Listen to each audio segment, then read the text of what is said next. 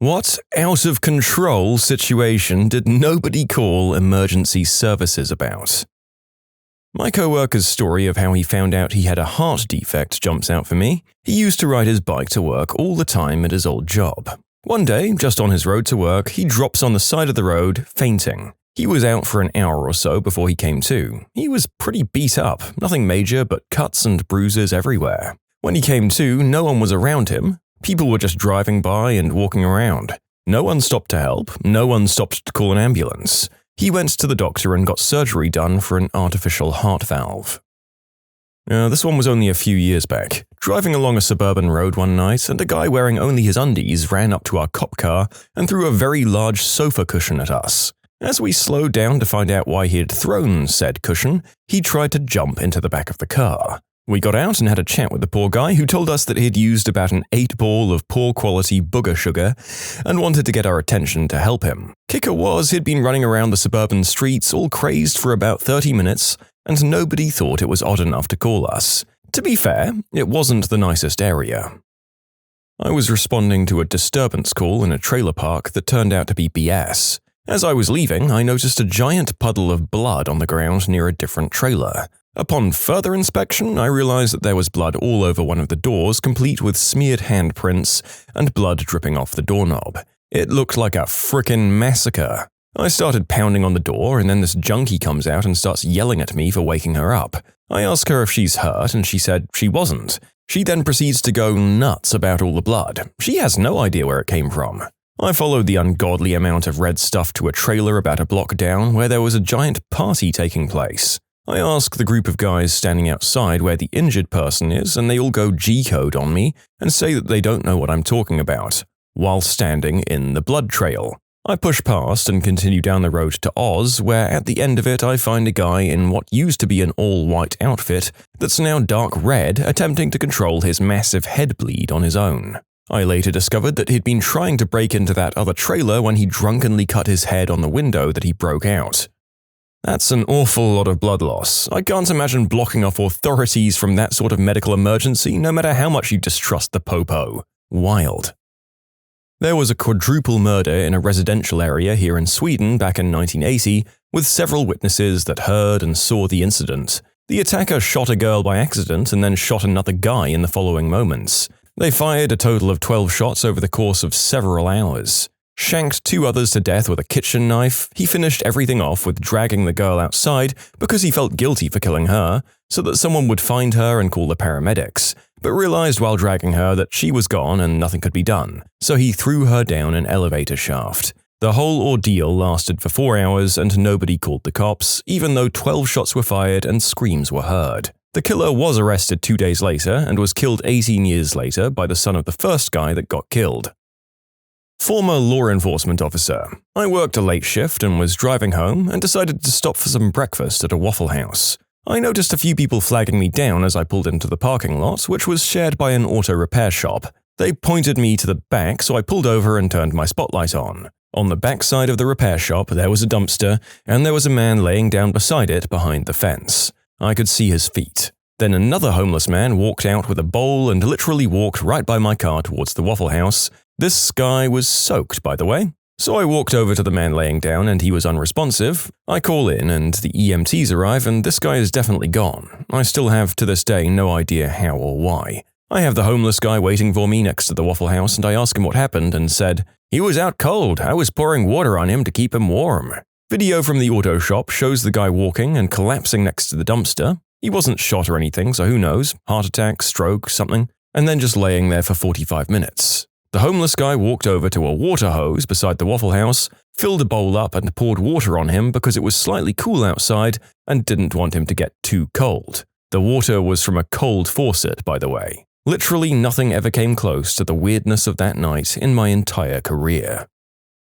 Paramedic here. My partner and I were at our post, which was in the parking lot of a strip mall that had a bunch of stores and one bar, which was known to be pretty sketchy. My partner was taking a little nap. It was around 1 a.m., and I was watching a movie on my phone, waiting for a call. Eventually, I notice a few people coming out of the bar and just sort of lingering in the parking lot. A few more people come out, one lights up a cigarette, and they all just stand around.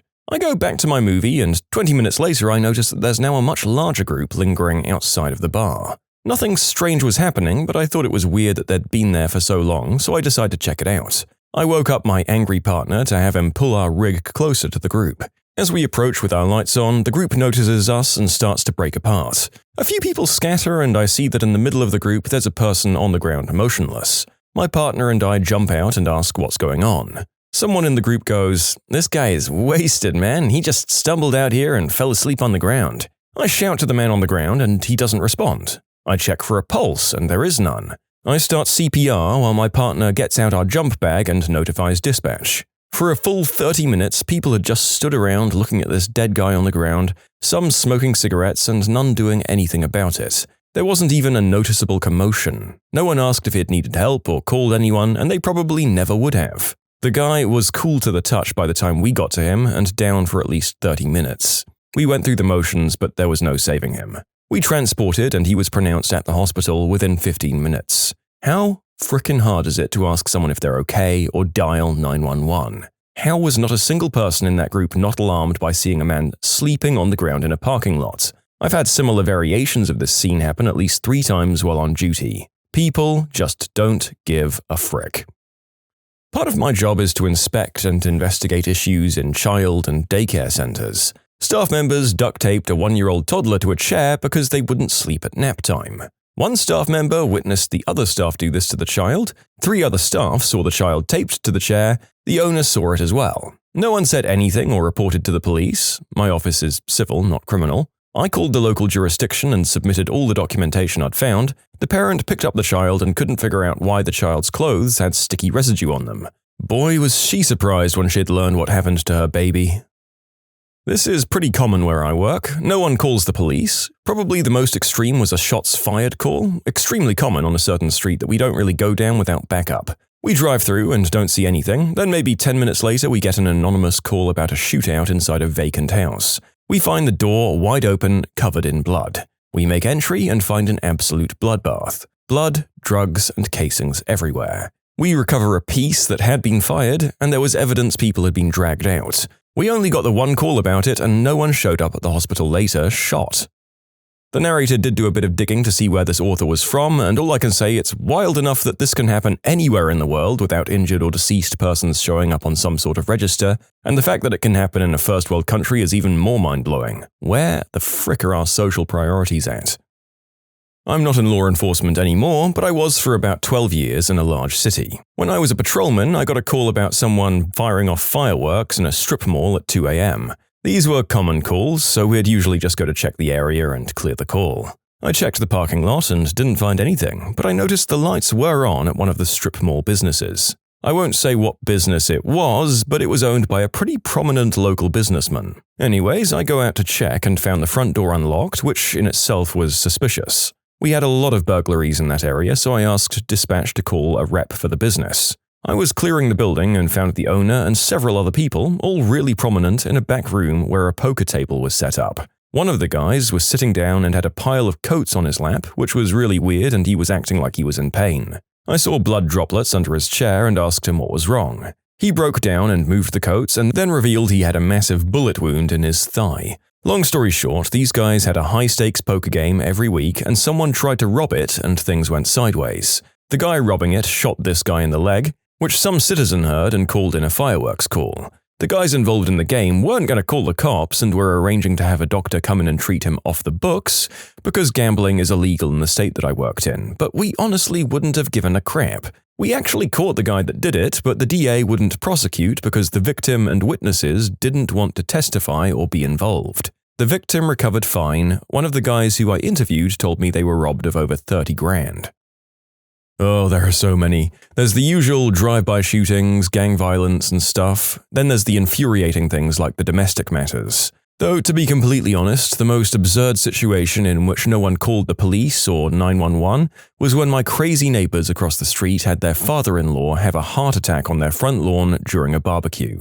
The guy's son was having the mother of all tantrums, shoving people, screaming, rolling on the ground, pulling up grass. They literally broke a window, all while shrieking at the top of his voice, "Please God, don't take my dad!" The other relatives allowed this spectacle to unfold before their eyes while they formed a semicircle around this dude's seemingly lifeless body. I finally looked out of my window, opened it, and shouted if anyone had called 911. I got about 20 blank stares. I called for them, and the crazy son tried to attack the paramedics while they were loading his dad into the ambulance. Called the cops for them as well. Common sense just really isn't all that common as it turns out. The dad didn't make it. The party just resumed once the son got carted off in cuffs and the ambulance had left. The son was definitely old enough to know better. He was in his early to mid-30s at the time of his tantrum.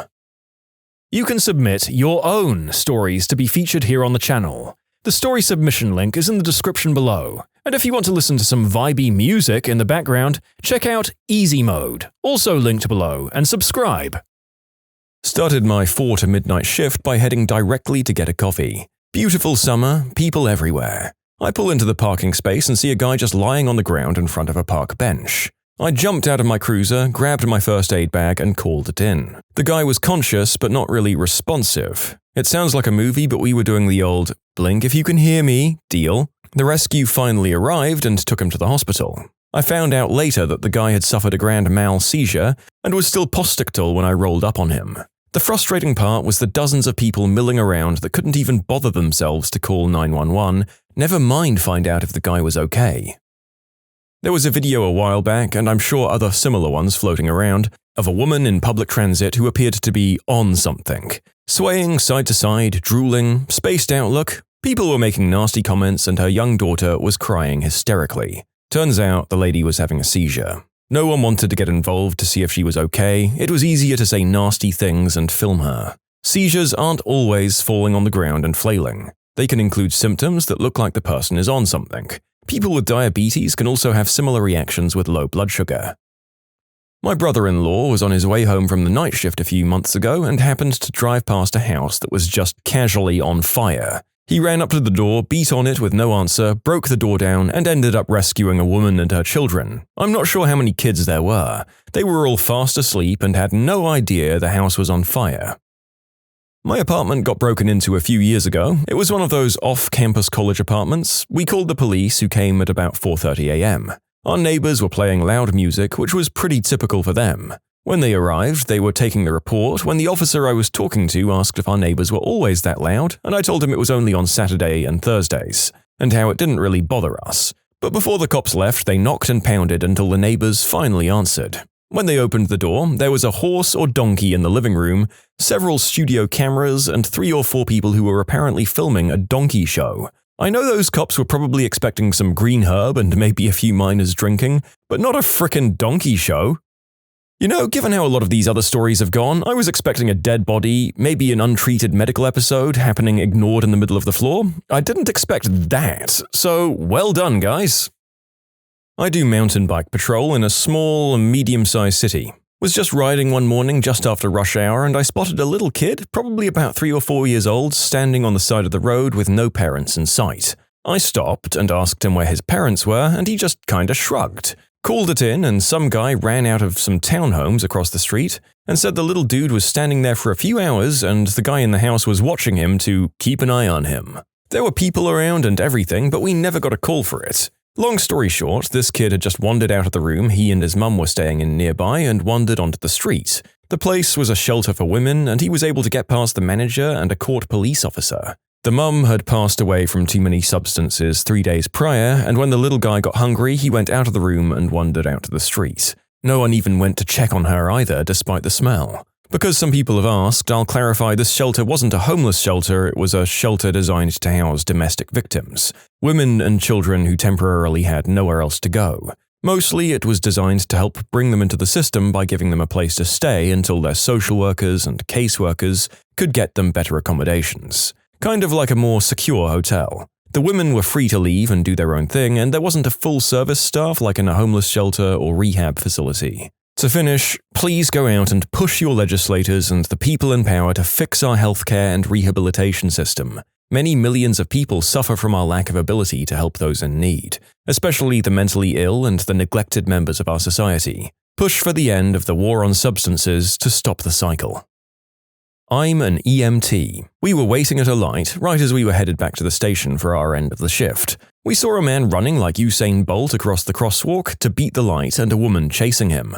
My partner and I both look at each other and he says, "She's gonna get hit." And sure as crap, the car in the rightmost lane just guns it as the light turns green, and the next thing we see is flip-flops flying and a pair of legs in the air. The female was plowed over and landed on her face in the street. We immediately turn on our lights and hop out of the ambulance. When we get to this lady, she's unconscious, she's gone number 1 in herself, and is bleeding from multiple lacerations on her limbs and a nasty head wound. My partner, who is a paramedic, starts his assessment as I go to grab a backboard and C-collar and call it into dispatch. She wakes up and immediately starts screaming about her boyfriend leaving her.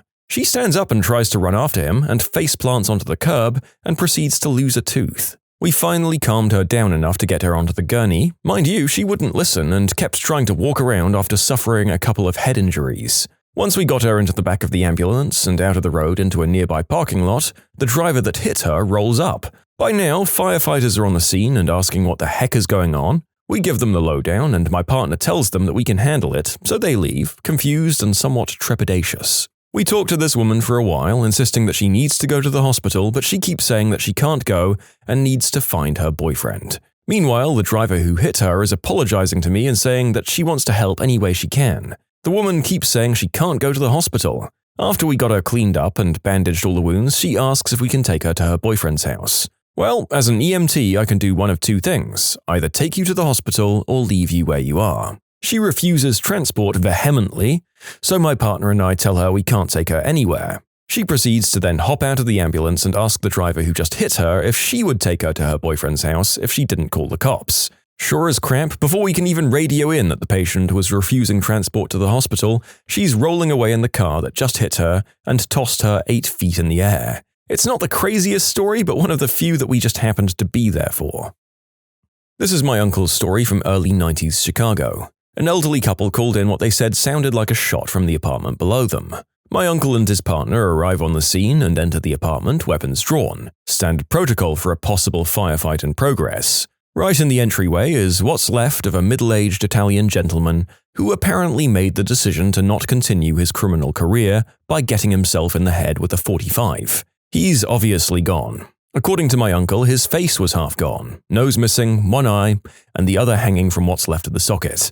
My uncle's partner goes out to the squad car to radio for the cleanup crew, those guys that come in and scoop up the dead bits, and my uncle is standing in the door making sure no one enters the apartment until they arrive. About 5 minutes pass and my uncle hears what sounds like something moving inside the apartment. He figures the guy probably has a cat or dog. Your pet will eat you if you die, and they are hungry, generally, so he heads to shoo it back away so it doesn't further damage this guy's body. He opens the door and the mother fricker with his face blown in half is standing there. My uncle reached for his sidearm and nearly shot the guy, genuinely thinking he was a zombie or something. And the dude just collapses again. Not like a fall into a slump sort of collapsed, like falling straight back and hitting the ground with a thud. My uncle, after regaining his composure, radios his partner to call for EMS, and then he proceeds to check the guy's pulse. Nothing. When EMS arrived, they said that there was no way the guy should have survived the initial shot, and they would have assumed he was dead too based on the amount of damage. My uncle says in his entire 20-year career, which included several firefights and car chases, that he never felt more scared than when he opened the door and saw that guy, who by all rights should have been dead, just standing there. After reading these posts, one particular instance comes to mind. While working for the MEO, we were called for a badly decomposed decedent. She was in the bathroom of a housing facility. Her remains had leaked into the air ducting and flooring. EMS had been called because someone had slipped and fallen on her liquefaction in the hallway. Look, I realize that a lot of these folks probably had bad run-ins with the police, but to let someone rot like that astounded me. You could smell it from outside the facility, and it took someone injuring themselves to have the authorities called. There's still a pic of me in a ghost suit on our local wall of shame because I ended up in the bathtub after almost adding myself to the injured list while slipping across the bathroom. I moved out of Racine, Wisconsin in the 90s because in the last 3 weeks I lived there were 24 drive-by shootings and 3 of those happened when there were already cops at the scene for unrelated reasons. I was off duty playing poker with some neighbors and friends. One of the guys at the table is a hard-as-nails Vietnam veteran. In the middle of a hand, he downs his glass of scotch, hits himself in the chest and lights a cigarette, stands up and says, "Well, I'm having a heart attack." He then walks out and drives to the hospital. Everyone thought he was joking. Sure enough, he had had and survived a heart attack. Years ago, I was at a wedding and the groom was a cop. There was one guest at the wedding who was the +1 of a friend of the bride. The reception was so much fun, with several hours of open bar at a big hotel. The +1 guest was walking around, inviting people to go out to his car to smoke some of the devil's lettuce. At one point, he walked up to a couple of guys and invited them, to which they responded, "No thanks, we're cops." Damn, that was a fun night. Non-Americans. What is the most shocking thing you saw when visiting the United States? I'm Canadian, and I went on a brief road trip to the States about a month ago. The most shocking thing I experienced was how cheap the food is. We went to McDonald's and a meal for 3 people only cost about $14, and one of the meals was a salad. In Canada, one meal costs about $8. I knew the food was cheap there, but damn. Woke up early on vacation in Florida, and the sidewalk outside my hotel was absolutely covered in lizards, and it was amazing. How hard it is to get a drink. I'm Irish and over 21, and in California, even with a passport and driver's license, I was treated with skepticism. Blood started to enter my alcohol stream a few times while I was there. Ugh. Rite Aid. I can get a flu shot, HIV test, a bottle of tequila, Snickers bars, and pizza pockets all from the same store. Awesome. IHOP. I can get an entire day's worth of calories in one meal. Also, having $1 notes made me feel like I was rich. I had a huge wad of notes, but like 20 of them were $1. But still, it's a nice feeling. Speaking as a European who's visited America, this final part of the story is absolutely true. It feels special to whip out a stack of notes and slap them on the table like a mob kingpin. The first time I had to deal with TSA was enlightening. Wanted to punch the prick. Now I know that's basically normal. I'm from Singapore, and we're pretty much a conservative and reserved society. I visited the US for an elective program at UCLA, Go Bruins, and the thing that struck me most about America was everyone's friendliness or socialness. People strike up a conversation with you, ask how your day's been, and really connect with each other based on what's happening around them. The weather, how long the wait for the bus is, etc. And somehow, these fleeting connections were very real and genuine to me. I came back home a much more enlightened person with my horizons very much broadened. So thank you, Americans, for showing me simple human kindness. You have to flipping drive everywhere. Again, as a person from a country with a compact built environment, this resonates with me. My cousin from Vietnam flew into America sometime in December, and she recalled that her first reaction was, "Wow, there's so much sugar covering the ground." It was snow, but she really thought we sprinkled sugar everywhere for sweets and giggles. Why she's never heard of snow, I don't know, but it was adorably hilarious. As an Australian who just came back from America this year, what the flip, man? You guys have pretzel M&Ms. Share that stuff around. Flip! I was told I speak very good English. I'm English. My neighbor Dmitri visit New York once. He say there was surprising lack of goats, which may not be bad thing. In the South, how in your face the religion was. Signs up on cafes, it being referred to a lot in conversation, and just everywhere I got confronted by religion. The patriotism as well, such as flags being up in so many yards. I had heard this, but I guess I didn't expect it to be so much like the stereotypes I imagined in my head. I found Americans insanely friendly as well, much more so than expected, and this applied to all places I went to other than New York City. I lived in China until 1999/grade 5 in elementary school, then our family moved to Dallas, Texas. Within the next year, the following things were very surprising to me. Everything is ridiculously big, from the size of our apartment to people's houses to the size of roads to the length of time it takes to get downtown. We lived in North Dallas near Arapahoe and Hillcrest. School classrooms resembled something like a wonderland. There were bright colors everywhere, tables are put together into clumps instead of ordered in neat rows from back to front. Then there were stuffed papier-mâché animals on the walls with people's names on it, cute little mailboxes for everyone, TVs and computers in every classroom, a cafeteria filled with tasty foods and snacks, and a playground with swings. We were learning 400 times 5 equals 2,000 in math class. The nice people at church actually took their religion seriously. Like, actually believed it to be real. I always thought religions were stories you learn because they were important cultural stories that had some education value, like the story of Prometheus giving fire to humans, for example. I was working at my uncle's restaurant in California when I saw a man at the bar who was looking pale and seemed to be out of it. His hands were clammy and he was not fully aware. I knew these were symptoms of a heart attack and he was unresponsive, so I called the ambulance. When the ambulance arrived, he seemed embarrassed by all of it. He did not want to go to the hospital. He asked what he would be charged for the ambulance. The paramedics then tried to convince him for about an hour to go to the hospital. He declined over and over again. I offered to drive him home, but he declined that too. This experience really hit home and made me feel for my neighbors in the United States. In Canada, people don't have to make a decision about something like this. The fact that people have to make health decisions and make their own diagnosis, prognostication, and take these kinds of risks made me really feel for people who are uninsured/uncovered.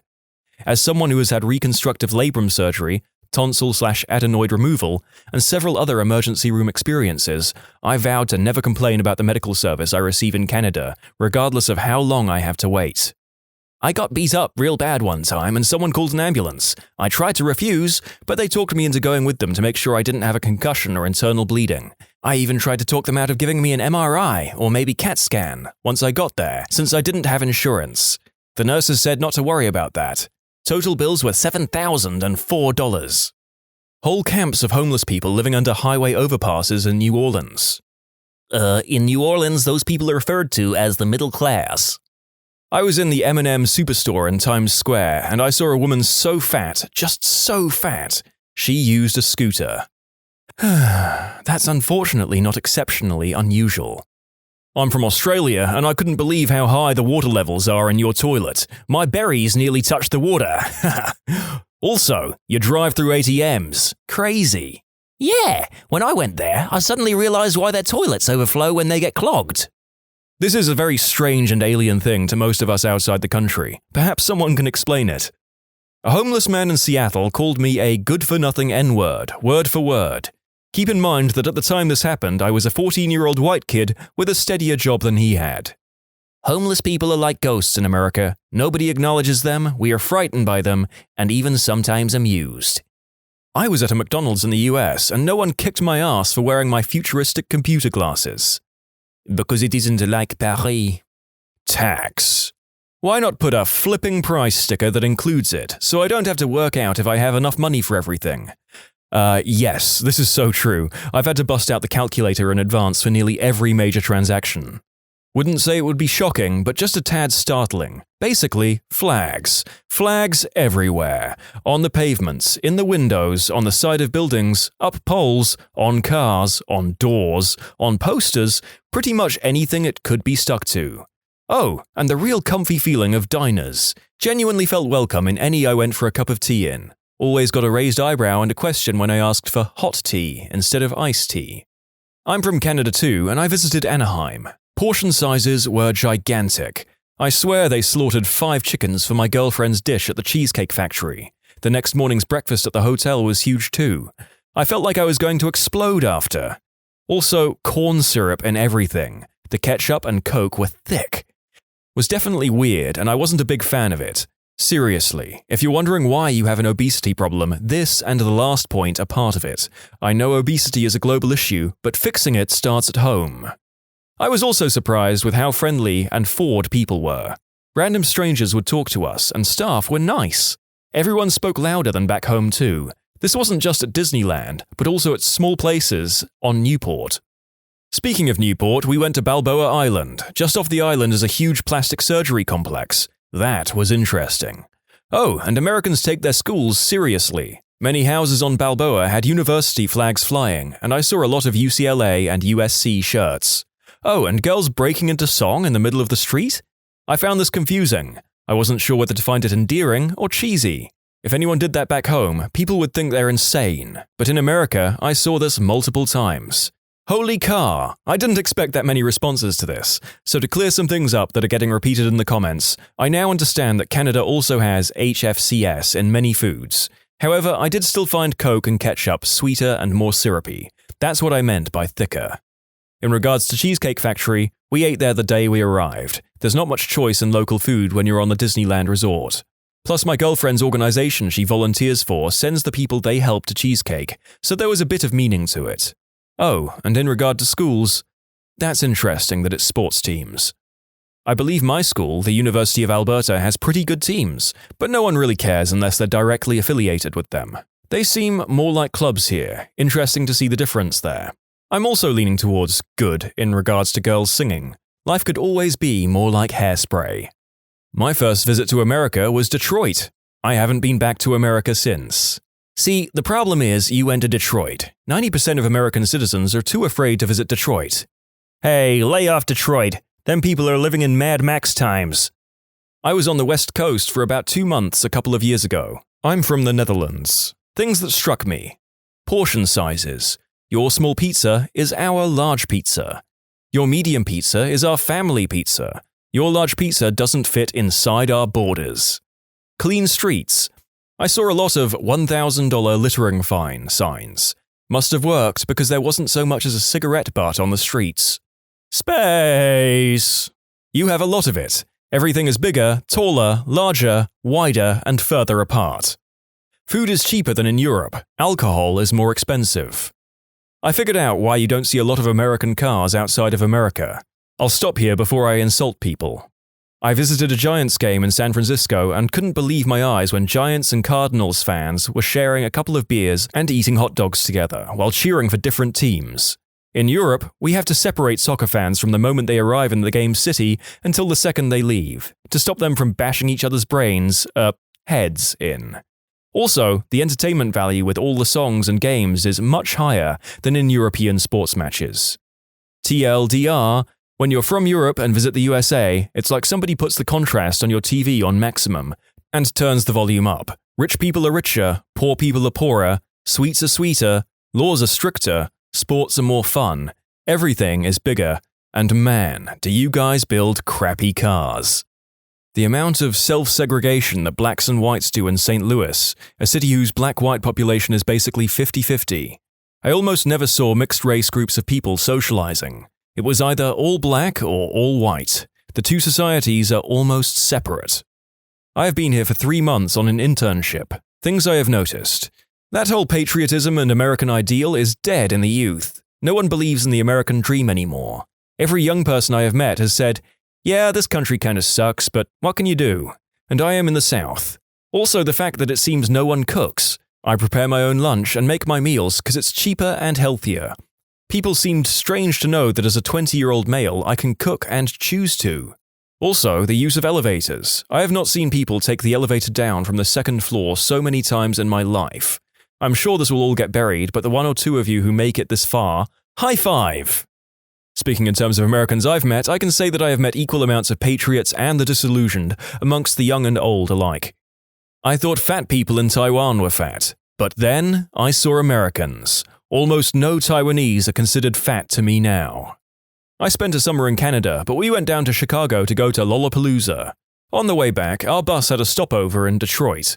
We left the bus terminal to get some food and passed by a taxi rank. One of the drivers asked, "You boys need a lift?" We politely declined, but he was eager as can be. "What do you want then? Wacky tobacco?" We explained that we were about to cross the border into Canada and didn't want any wacky tobacco, thanks. "White powder?" "No thanks, kind taxi man." Smack? I was shocked. Taxi drivers in Ireland are reluctant to even drive anywhere. American taxi drivers are significantly more helpful and seem to provide a much wider range of services. Other shocking things about America include the drinking age being 21. Quite how fat the people manage to get. That's not to say that all Americans are fat, just that those that are fat are really flipping fat. The existence of Four Loko. The people that hold rock and roll will kill your soul signs outside festivals. Heinz ketchup has different ingredients in America and is slightly less nice. It's really hard to narrow it down to one thing, so I'm not going to. The anti-child termination billboards, they horrified me, not in the way they intended. Along the same vein, people handing out anti-child termination propaganda outside a 9 Inch Nails concert. Only stuff I get handed at concerts here is for trashy clubs with their band-themed after-parties. The attitude of servers in restaurants. If someone messed up, the amount of apologies I would get, they were practically begging for my forgiveness, so I didn't leave them without a tip. It was awful. religious shopping channel programs. There was a nun on TV trying to sell me a figurine of baby Jesus. I've never seen anything like it. US flags everywhere. So many. That level of continual patriotism seems almost redundant when you're smack bang in the middle of the country. Heck, I could easily keep going, but I'll leave it at that. Oh, one more. Americans call the main meal the entree. Mind-boggling. Brazilian here. Everything is so flipping cheap. From food to soda to cars and computers. Everything is a tenth of the flipping international price. And also, gas. When I was in America visiting my folks, the lady with nice hair on CNN was complaining about the gas prices, and I noticed something didn't seem right with the numbers, so I made a few conversions and started laughing. No one in the room got it. 1 liter of gas in America, $1.04. 1 liter of gas in Brazil, $3,017. I've never been to the US, but the most shocking thing I found out about America recently was that it's legal to not only carry a piece around with you for no reason at all, but to carry them openly as if you're flipping Rambo or something. I knew that many Americans own more ordnance than the military, but I just assumed they had to remain inside the house. For home protection, I hear all the time. I didn't realize you can just walk around armed to the teeth. Hey wife, going to McDonald's. Where's my ammunition? I'll come with you. Need to give my 45 a walk. Not trying to start another massive debate or anything, I'm just saying, to my perspective, that is absolutely crazy. In Australia, only the police carry weapons, and even then they are very, very rarely used.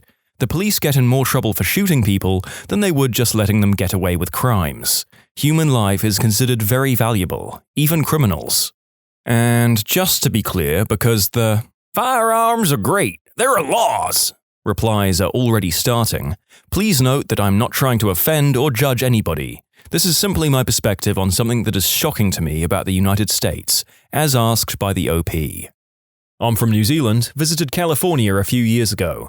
While getting a haircut, the lady asked me where I was from.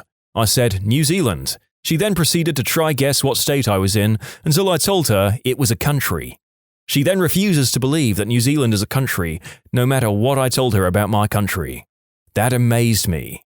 Another thing was the guy at the airport asking if we still hunt and eat the Maori.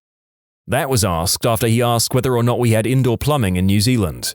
It was then that I realized most Americans I met were extremely narrow-minded and thought the world outside the US was an undeveloped place totally reliant on their great country.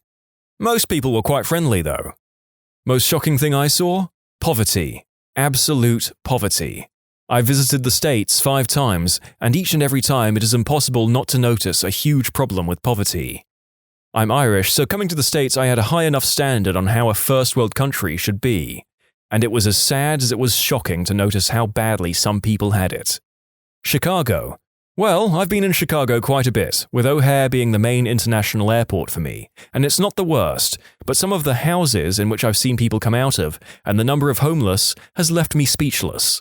I've been in Chicago in the middle of winter, and that stuff is cold. I don't understand how people manage to survive. Washington and New York, they're about on the same level. In the center of these cities you can see the wealth, but venture outside them a little and the striking difference in living conditions is amazing. Just by looking like I had money, I've nearly been mugged twice. Los Angeles. LA was alright, except for the fact that if you get on the tram to venture from the city center out to Long Beach, you pass through some seriously trash-looking neighborhoods. It's scary, actually, that the population of Ireland lives in this small area, and they're so badly off compared to us. Also, lots of homeless, like lots. New Orleans. What the actual flip? I've never met nicer people in my life. Never. But what the actual flipping flip? How can you let people live like that? It's disgraceful. If you just walk outside the normal tourist area, you're into a place with high crime/violence, and you can see why. They have nothing.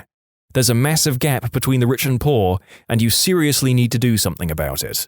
The fact that America is built for cars and not for people. Excluding the original 13 colonies and some major cities, hello, New York and Boston, San Francisco and Chicago, the United States is built on a scale where the basic unit of measurement is not a human being, but a Ford F-150, at least. The streets are gargantuan, the endless sprawl of buildings is just mind-boggling, And when someone says, "It's only 15 minutes," they mean it's a 15-minute drive on the freeway, and not a 15-minute walk. Everything is car-centered, and without a car you ain't going nowhere. No wonder there is so much drunk driving. There is no other option for the people to get around. The exceptions are the cities that have a working rail-based public transport system. People here can get around like they do in the rest of the world. The scale of the place, the fact that everything is so insanely spread around, makes the entire urban area of the country seem incredibly empty, anonymous, unwelcoming, and just depressing at times. Showed someone who worked in a hotel in Mississippi my passport as a form of identification. She had never seen one before despite working in the hospital industry. I believe her exact words were, "Wow, you've got like a whole book there."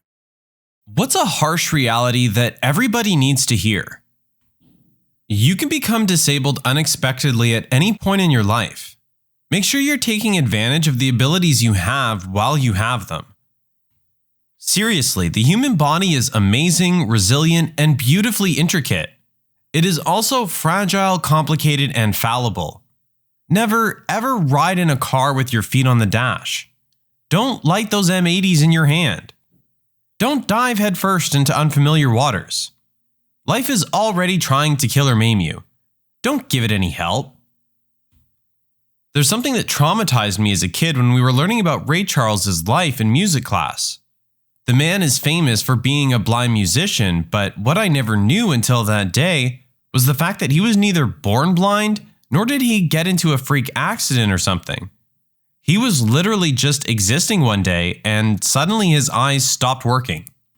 Literally lost all ability to see anything permanently out of nowhere with absolutely nothing he could have done to stop it or prepare for it. It gave me a deep phobia of suddenly becoming blind that took me a while to get over. Sometimes people will hurt you and they won't care how you feel about it. Yeah, I learned this through an excruciating experience with my now ex-husband. Even now, years later, I still can't wrap my head around how he went from love to literally not caring if I live or die. Waking up every day during that period, I'd be okay for a split second, and then the reality of what was happening would hit me. I guess I was naive, but I couldn't accept that he literally didn't care. Not everyone likes you. Some people won't like you for very arbitrary reasons, or for no reason at all. It takes way too much of your energy trying to make people like you. Use that energy on yourself and your loved ones. It's a life lesson I learned much later than I could have. It's a Star Trek reference, but a very realistic one. It is possible to make no mistake and still lose. That is not a weakness, that is life. Sometimes you need to accept you did everything within your power right, and it still went bad. And remember that this isn't something to beat yourself up over. These things happen. I also like the reverse of that. It's also possible to royally mess things up and still win. This one is both harsh and comforting. People don't think about you as much as you think they do. That means that your feelings might be ignored or not considered. People will forget things about you and might not remember things you've done together that were very memorable for you. And that can be hard to realize. On the other hand, they probably don't remember that embarrassing thing you did in high school, or they don't care about it. They notice patterns of behavior more than the occasional bad days that you have. So those times you feel bad about being off with someone, they probably don't think about them, unless they become frequent. Personally, I find that comforting. As David Foster Wallace wrote, you wouldn't worry so much about what other people thought of you if you realized how seldom they do. You don't realize the good/best times as they're happening. I'm trying to be more present as of recently. Since the pandemic, I've made some of the best friends I've ever had and try to keep in mind that one day I'll look back at this time period as some of my golden years. Pro tip, take pictures. Be the person you needed while you were growing up. This is the biggest lesson I've learned in my life. The only person you can really rely on is yourself. Just because you go out of your way for people, it doesn't mean they'll do the same for you.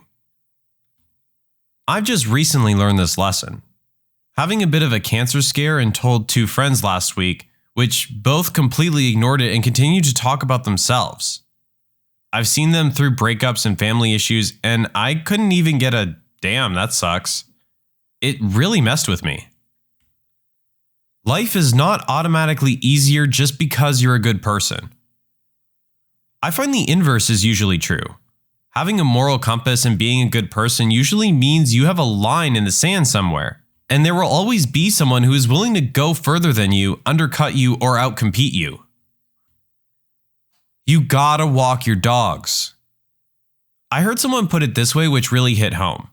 To you, it may feel like a chore, but to your dog, it's probably their favorite part of the day.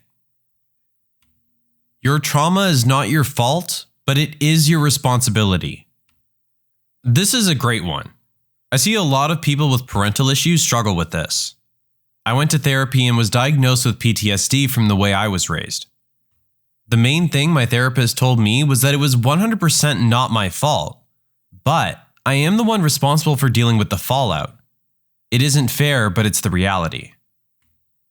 I thought I'd be happy when I graduated college, or when I got my first apartment, or when I bought my first home. Don't expect happiness to be at the finish line. Happiness comes from yourself, in the now. Enjoy the process. Your first relationship most likely won't be your last. When I hear young girls say their first boyfriend is the love of their life, I just smile. That was me, madly in love at 15 and thought we'd be together forever. It makes me laugh. Thankful my first relationship was loving and respectful enough to make me hopeful for the next. I didn't expect mine to be, but 16 years later, here we are. The fact that we've grown and changed tremendously is something of which we've remained very conscious, however. Time and transition are inevitable forces which must be treated with due reverence. We do yearly, or more often as needed, state of the relationship check-ins, and waited to get married until our late 20s/early 30s. I'm far from a relationship expert, but it's worked for us so far. It won't just happen. I spent a lot of my early 20s being sad and defeatist, feeling sorry for myself. I always cope with this by telling myself that I'd make something of myself eventually, meet a woman eventually, be happy eventually. The truth is, eventually doesn't come if you don't make it come. Improvement has to be proactive. You can end up 40 years old, living with your parents, playing video games all day and with no motivation. Nothing will prevent that from happening other than you. The probability of you making it as a professional gamer/streamer/YouTuber isn't worth quitting your job. You have a higher chance of getting hit by a car or winning $1 million lottery. Not saying give up, but be realistic. Keep a job that'll pay the bills while you try. I know a guy who quit a salaried career track job to be a Twitch streamer once. He got up to 8 followers. Eminem is 50 years old. The harshest reality. Hard work won't guarantee a thing, but without it, you don't stand a chance. Life is not fair. Expecting it to be will always disappoint you.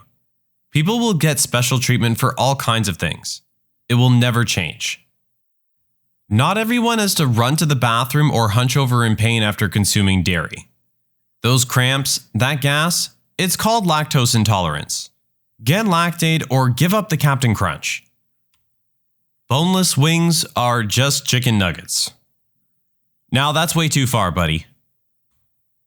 Your life can be changed forever in the blink of an eye. You have to deal with it or die. I'm 62. I went on errands one day with my beautiful wife of 42 years, and I came home 2 hours later a widower. She died of a massive heart attack in the passenger seat. That was 13 months ago. It's been hard, but I'm still here, thanks to some wonderful people in my life. You don't have as many friends or family as you think. I have a chronic illness, and the number of people who bailed on me during my hardest times only to pop up surprised I was upset with them once I started healing is truly disgusting. You've got a core few. Nurture those relationships like your life depends on it. Mine does. I remember reading one of those "This Is My Life" articles in a magazine about 20 years ago. It was about a woman who was in a fairly fresh relationship when her boyfriend became paralyzed. Despite not being in love with him, she stayed by his side to take care of him, giving her entire life up to do so, while every one of their mutual friends basically faded into the background. About 2 years later, she realized that she and her boyfriend were basically only still together due to him now being disabled. Despite a ton of guilt, she did the right thing and broke up with him.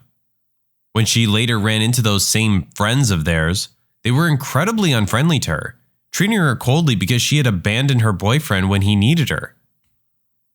The world does not owe you understanding. If you have traumas and mental health issues, it's not everyone else's job to tiptoe around you and tolerate bad behavior you refuse to address for yourself. It doesn't owe you that, no. But kindness is free.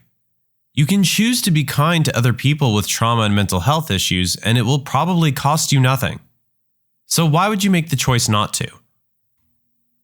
You can be the best employee in the company, but when illness comes, like cancer, they will change you with fresh meat. P.S. Personal experience.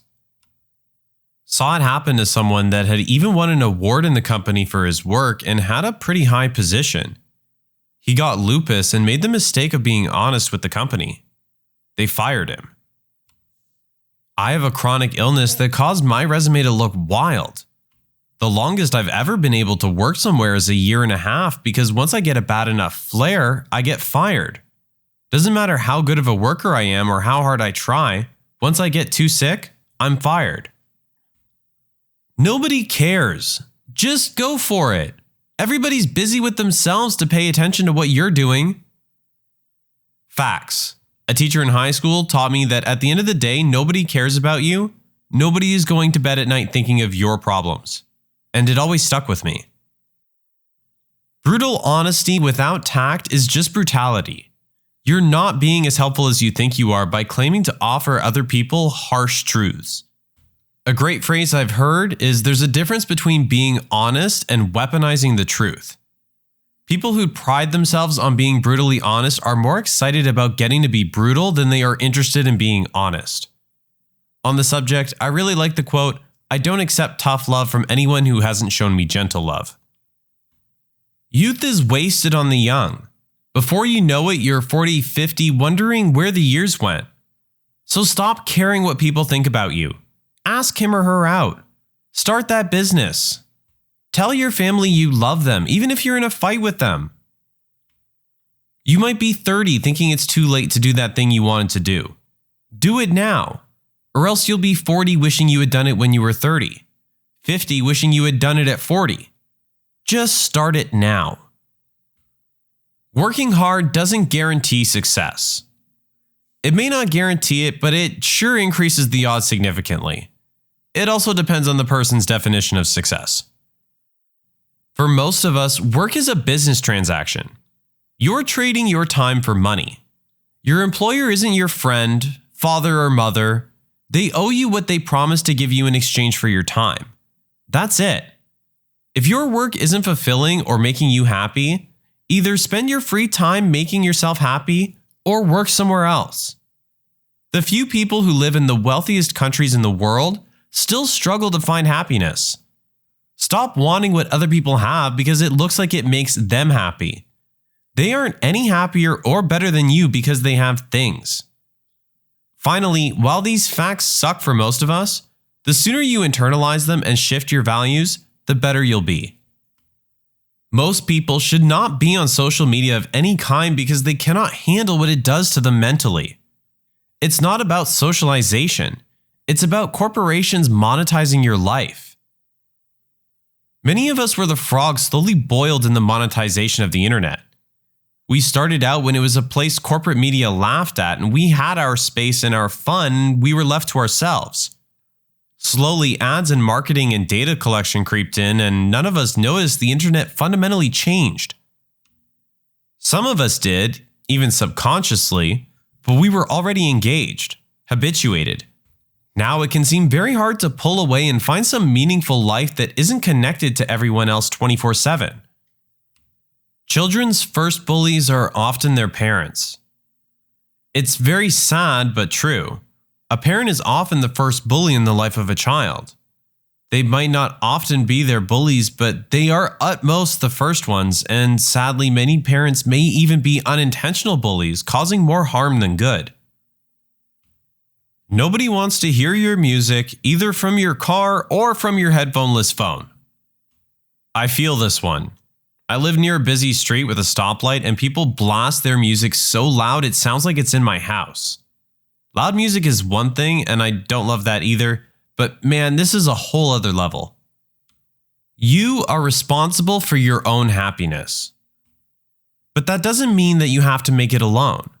You make friends, ask for help, lift each other up. There's plenty of opportunities that we can look out for each other.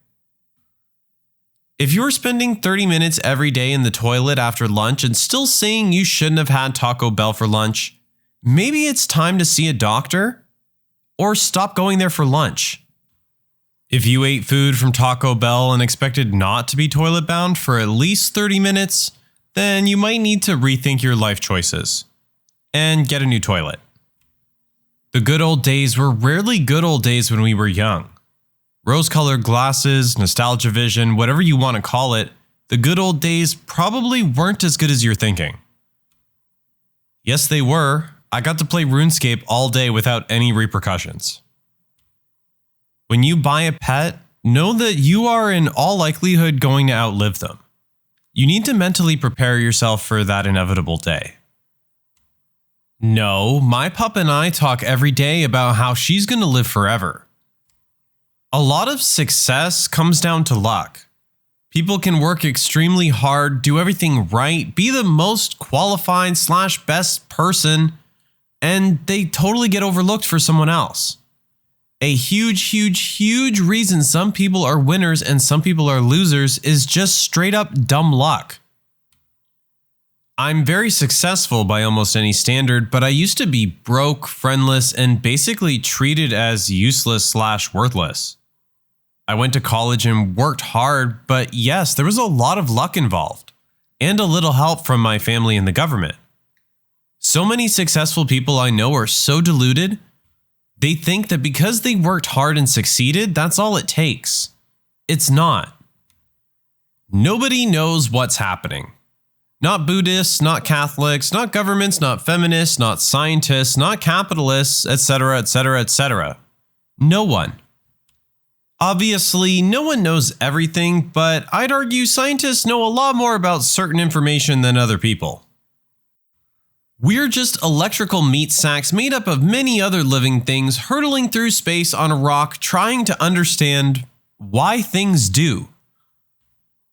Nobody exists on purpose, nobody belongs anywhere, everybody's gonna die, come watch TV. To those that do it, the internet isn't the reason why you bully. It's also not an excuse.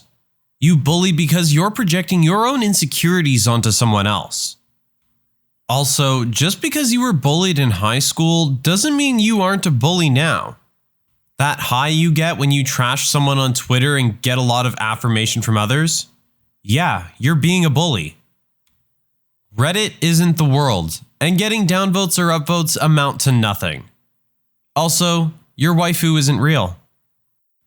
I get the sense that a lot of people think Reddit is reflective of a perfect slice of humanity at large, and that's just not true. Your circle jerk means nothing. This ain't real life, kid. Enjoy your upvotes, but that's all they are. All animal life on this planet is going through a mass extinction. There's now 70% less today when compared to 1970, and that's caused by man. There are too many people on the planet. Its ability to support the existing human population could decline dramatically at any time. All of us will struggle to simply survive if / when this happens. In a conversation, most people aren't really listening to you. They're focused on when they can say their piece. Chances are you're doing this too. One of the best criticisms I got as a teenager was, you're too busy thinking about what you're going to say to hear what I'm saying. It made me realize that as soon as I heard something I wanted to argue, I started building that argument and missed the rest of the comment. Making myself listen and learning to ask to make sure that what they said and what I heard was the same allowed me to become much better at resolving disagreements. The more important lesson I learned after that was how to let people be wrong. If it doesn't matter, I'm not going to worry about it. There will always be someone better than you at what you do best. Yep, and that's why you should only compare yourself to your previous self, not someone else. It's fine to look at others to see what might be possible for you, but you shouldn't use it to feel bad about yourself. Disliking popular things is not a personality. If everyone instead focused on what they liked, the world would be like 25% better overnight. The worst people are the best person to someone. They've done something good for someone. The best people are the worst to someone. They've done something bad to someone. People are dichotomous. They're gray. You can hate and love and fear the same person at the same time. Sometimes death is a kindness, but at the same time, everyone dies alone.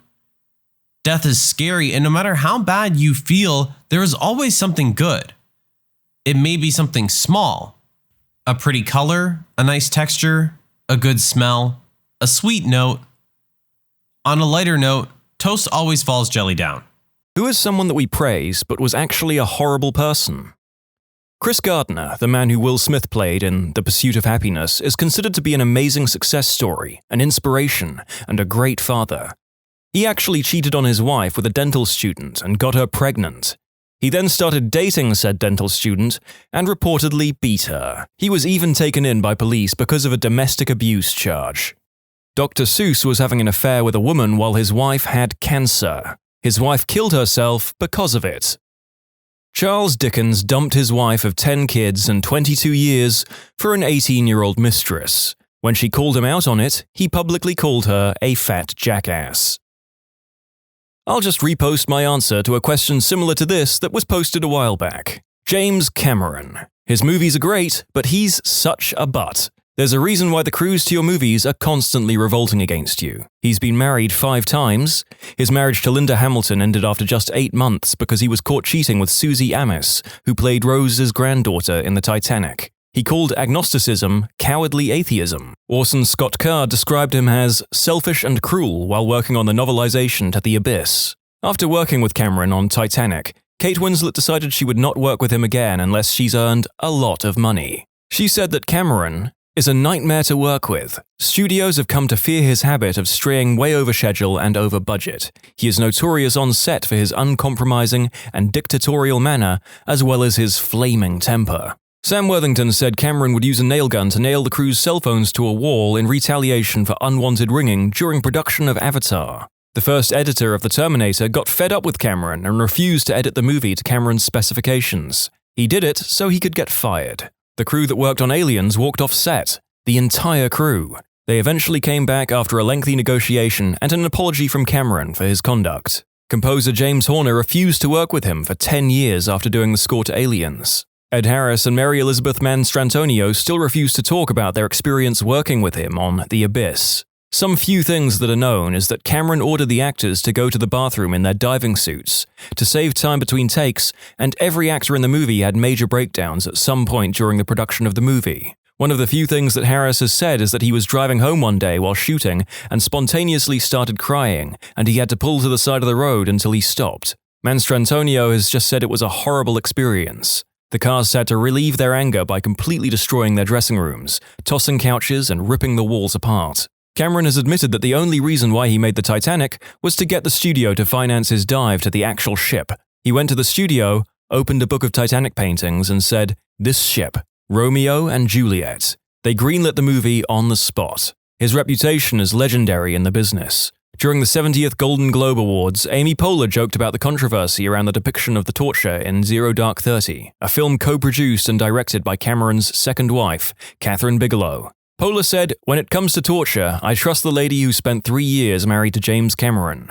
Wow, I knew that Cameron and the film crew of Aliens didn't get along, but I didn't realize he was the directing equivalent of Edward Norton. Steve Harvey. He was married 3 times and cheated. All 3 times. As a result, he was divorced 3 times. Still writes books on relationships, not to mention his views/lack of understanding of evolution. Abe Lincoln got the nickname Honest Abe because of impartial judgment during cockfights. Okay, so I desperately wanted this to be true, but I've done some research, and this anecdote appears to be one of a number of many small events that might possibly have contributed to the name Honest Abe. Not a single person, but the Kennedy family, especially Ted Kennedy, who had an affair with his secretary, got into a car accident with her while DUI, and then left her to die. He also got expelled from Harvard for academic dishonesty several years before that. I believe that when Ted had the accident that killed the girl, he called his political advisor before calling an ambulance. His old man was a Nazism apologist as well, chose to seek appeasement with the Führer, even though he knew that Jews were being massacred and most of Europe was being flattened. Also refused to allow the US Congress to give aid to the UK to fight Germany, and was later involved in helping fund the IRA. I believe when Ted had the accident that killed the girl, he called his political advisor before calling an ambulance. By current standards, pretty much everyone who lived on the planet before about 1800. Michael Jordan was a bit of an a-hole. Can't knock his game, but you can find a lot of bad stuff about him with a simple Google search if you're interested. A bit? That's an understatement. I've never read a single account of a story that portrays Michael Jordan as a decent person or even just a person who isn't a jerk. Jordan is notorious for being a huge D-bag. Andrew Jackson. From the spoils system to the Trail of Tears, thanks again, Mr. Jackson. Let us honor your achievements by placing you on our $20 bill. Well, the guy hated paper money, so putting him on the $20 bill is a big F-U to him. I have one of his violins. It's weird, considering I'm 1/4 Cherokee. My biggest problem with Thomas Edison was the blatant lies he would spread in order to retain a financial monopoly on power generation. He would travel and run demonstrations of why alternating current is dangerous by electrocuting an animal with something like 5,000 volts, claiming that it was 1/4 of the voltage intended to be used to transmit power, in order to scare people into accepting direct current as the only safe form of electrical transmission. Equivalent DC voltage would have been much more destructive, but he always withheld that information. Horrible is a strong word, but any of the Scientology celebrities, I'd have to say. I'm always surprised by who is a part of it. Woody Allen. To this day, my husband refuses to believe that he is scummy. Oh, come on! What kind of scummy man would marry his daughter? Flipping Oprah. Oprah is the only reason people ever even started to pay attention to this entire Jenny McCarthy autism vaccines bullpoop. She is the only reason people trust Dr. Phil to give advice. Spoiler alert, he should not be counseling people, and she's the reason my grandma says stuff like, "But Dr. Oz said that if I eat a lot of green coffee and rub acai beans on my face, I'll look 40. Still love you though, Grandma. Oprah has caused a lot of bullpoop. F Oprah. I hate the hip, quirky reputation Bill Murray has managed to get over the past few years. I used to work at a place where he was occasionally a customer. He's kind of a dismissive jerk. He can be exceptionally rude to the people around him. I understand that celebrities want to be left alone in public like everyone else, but he was often unpleasant with the staff, and nobody there acted like a gawky fan with famous people. We had other famous customers, some much more notable and important than him, and we knew not to make celebrities uncomfortable. Stephen Colbert, David Cross, Joe Biden, all lovely and gracious. Bill Murray is just a complete member for the sake of being one. Jimmy Savile. Over here in the UK, he had his own TV show and was a celebrity, until after he died it was revealed that he was fixing more than the children's wishes. I guess it's past tense, being praised, but yeah. Richard Dawkins is simply immature, his charity was stolen from, and he is simply rude. The only reason he is relevant in the mainstream is because he wrote an edgy book. If it wasn't for that, he would have been just another scientist in another lab, written about only in specific journals. Dawkins is brilliant within his field. The man knows a lot about evolution, but he's a condescending, judgmental a-hole when it comes to other folks' faith. I'm an atheist myself, but I can't stand the way Dawkins talks about religious people, and there have been a fair number of allegations of sexism against him as well. The atheist community could do so much better than Dawkins.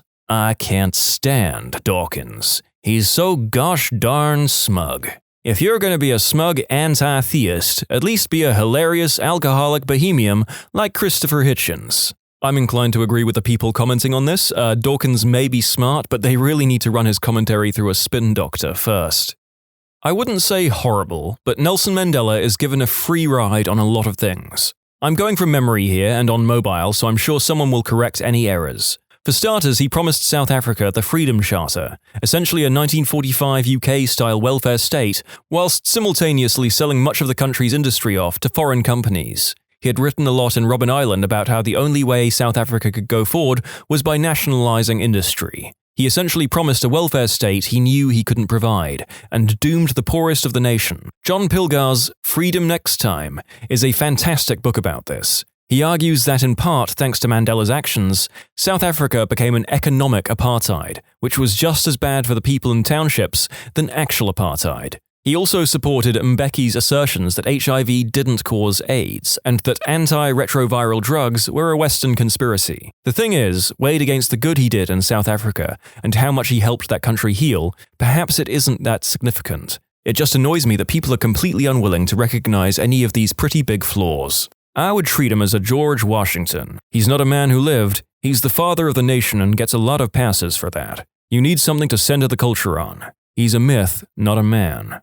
Jimmy Page and Led Zeppelin kidnapped a 14-year-old girl. Wow, I never knew this. In 1972, Page was hanging around a nightclub and laid eyes on 14-year-old Laurie Maddox. He liked what he saw and didn't give a flip that she was underage by, well, a lot. Why should he, after all? The club clearly didn't. As the young, handsome lead guitarist in the biggest rock band in the world, Page was probably very shy and awkward around girls. So, instead he sent roadie Richard Cole to Maddox's table with the message, "Jimmy told me that he's going to have you whether you like it or not." The roadie then grabbed her and chucked her in the back of the limo, saying, "You effing move and I'll effing have your head." From there, they drove back to Page's house, where he and Maddox proceeded to have lots and lots of dirty, unspeakable acts. Of course, Page knew this was incredibly wrong, and if word got out, he was screwed. So he did the only responsible thing he could think of. For 3 long years, Maddox was for the most part kept behind closed doors, so the relationship with Page wasn't discovered and he wouldn't end up in jail. King Arthur. Dude ain't even real.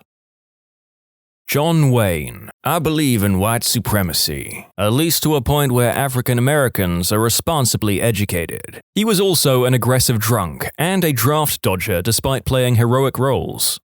Pablo Picasso, genius artist though he undeniably was, treated the people in his life like trash. Affairs on top of affairs. He drove his first wife into a mental breakdown and literally turned their only son into Picasso's chauffeur. He had a child with his first mistress, who he played mind games with on a daily basis for the rest of her life. After he died, she killed herself. His second mistress he drove into a mental breakdown. His third he physically abused. He did have 2 children with her, who he refused to legally acknowledge for years. And his second and final wife, treated like a doormat, who also ended up killing herself after he died. Oh, and after he died, his second wife barred all of his previous family from his funeral, including his grandson, who was so distraught by this, he killed himself too. Amazing, amazing artist, but totally effing sadistic in how he treated the people around him.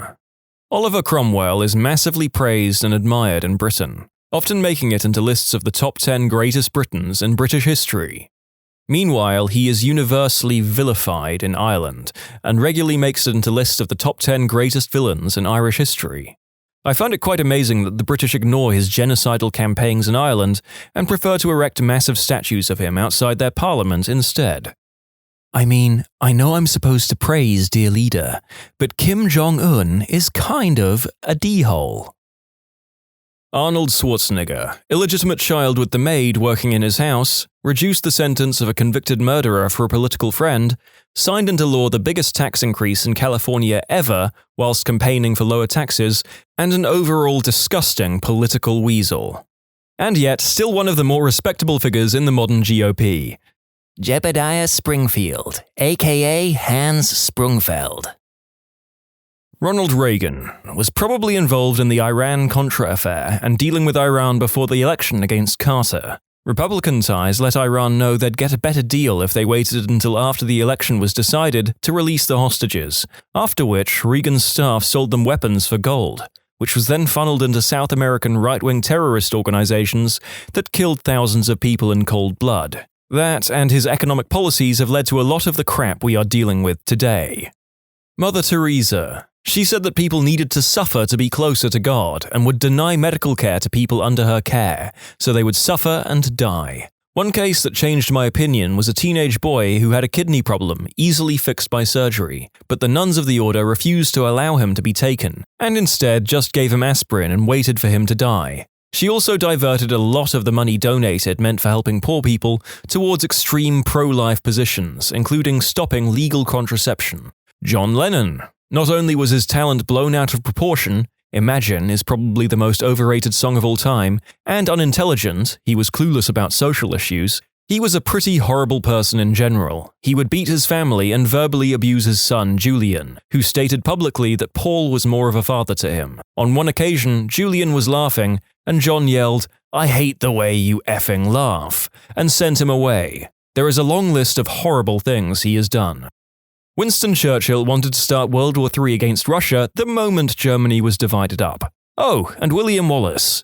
After the Battle of Stirling Bridge, he skinned one of the English lords and made a belt out of his skin. Even for the time, it was needlessly barbaric. Steve Jobs. Misogynist, all but abandoned his daughter for years, a-hole to most people he met, most Appleites will tell you that he sucked as a boss, and that Tim Cook is far better. He deserved to get fired by his own company, as he did early on. Marlon Brando showed up to Apocalypse Now 50 pounds overweight and didn't know a single word of his lines, which is the reason he appears in shadows the whole movie. He's also notorious for being extremely difficult to work with on sets, often never memorizing his lines and having cue cards. The fact that he didn't prepare for roles and was reading cue cards makes his acting even more impressive. Snoop Dogg or Lion or whatever the flip his name is now. People seem to forget that he actually murdered someone but got away with it, but everyone praises him as a chill dude who smokes herb and advocates for legalization. Isaac Newton. Seems like he went out of his way to demolish Leibniz for having independently developed calculus. Christopher Columbus was a horrible human being who pioneered the sex human traffic trade in the Americas using 9 to 10-year-old girls. He was also wildly racist toward the Lucayan natives of the West Indies and once said, "I could conquer the whole lot of them with 50 men and govern them as I pleased." Yet he is honored in the same way Martin Luther King and Abraham Lincoln are, with a holiday thanks to the Knights of Columbus, a 20th century all-male Catholic group who lobbied Roosevelt for a Catholic role model for boys to look up to. J.D. Rockefeller was a huge piece of poo who tried to cover it by donating a huge chunk of his fortune to universities and medical research. Really though, he was an a-hole. He rigged up explosives in mines and blew them up to send his miners running. The ones that made it up to the surface were then shot as they ran out of the mines. Of course, Rockefeller denied that he had anything to do with it. Jerry Lewis, the telethon guy. He reaped all this goodwill while taking advantage of children with disabilities, using them for his tearjerker broadcasts. He has made awful public comments like that people with MD are living as half a person, and has called people cripples, and reacted poorly to people criticizing the way he strips disabled people of their dignity. The telethon has refused to make their financial records available and account for where all their donations go. Jeremy Clarkson. Venerated by many Redditors, yet he possesses many of the qualities that would make most people here label anyone who had those qualities an industrial-strength D-bag and a-hole. Uses racist language, makes offensive comments, cheats on his wife, punches a co-worker because he doesn't like the food he's given his co-worker a mouthful of abuse for no good reason, then laughs about it because he thinks he has a guaranteed fan base that will turn a blind eye to his scumbaggery. Also, he knows whatever he does, he is financially bulletproof. If the BBC kick him out, another network will pay a fortune to have him on their books. That last bit aged really well. It seems that a few people here have only ever learned about Guy Fawkes from V for Vendetta. So here's a reason to toss out your Hot Topic mask, in addition to the whole sweatshop labor thing. Dude was a religious zealot. The entire goal was to get rid of those danged Protestants. He didn't want to blow up Parliament while being the first person to scream, "Anarchy in the UK." He had a very clear idea of the government that he wanted to replace the current one with. The group of conspirators were kinda basically the Catholic version of religion-based terrorist cell. Additional fun facts that don't contribute to him being a jerk. He was just the guy who got caught, since he was the one in charge of setting the fuse. He changed his name to Guido when he was in Spain trying to muster up help to dismantle the Protestant powers in England. Che Guevara, who helped Fidel Castro overthrow the Cuban government and has since become the poster boy for revolution. Anyone who spoke against the revolution was taken by his guerrilla, murdered and buried. They would then return the burial address to their widows. Frank Lloyd Wright. There are many stories of him not paying people and how much of an ass he was because of his ego. He told his boss, Sullivan, to give him a 5-year contract and enough money for a house which he built on the outskirts of Chicago, and then started designing homes behind Sullivan's back for wealthy clients. He left his first wife and 6 kids for a client's wife, and they went to Europe for a year. He came back, got money from his mom, and settled in Wisconsin. It was there that a servant set the house/studio on fire and murdered Wright's second wife, her 2 children, and 4 others. Wright married again, but she was addicted to morphine and was divorced after a year or so. Despite charging high-end clients a lot of money, he was always short on money because he brought a lot of art, which was destroyed in the fires at his home/studio. There are also stories of him being rude to clients and telling them to stick it. Amazing architect, though.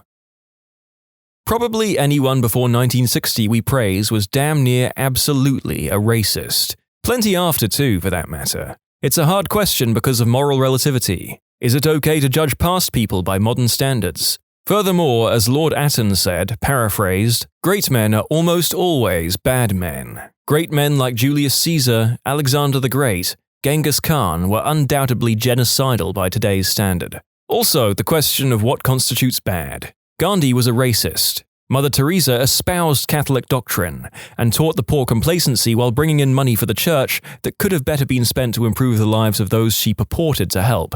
Martin Luther King Jr. cheated on his wife. Short answer, all of them. Great and good people are still only human. They all had flaws.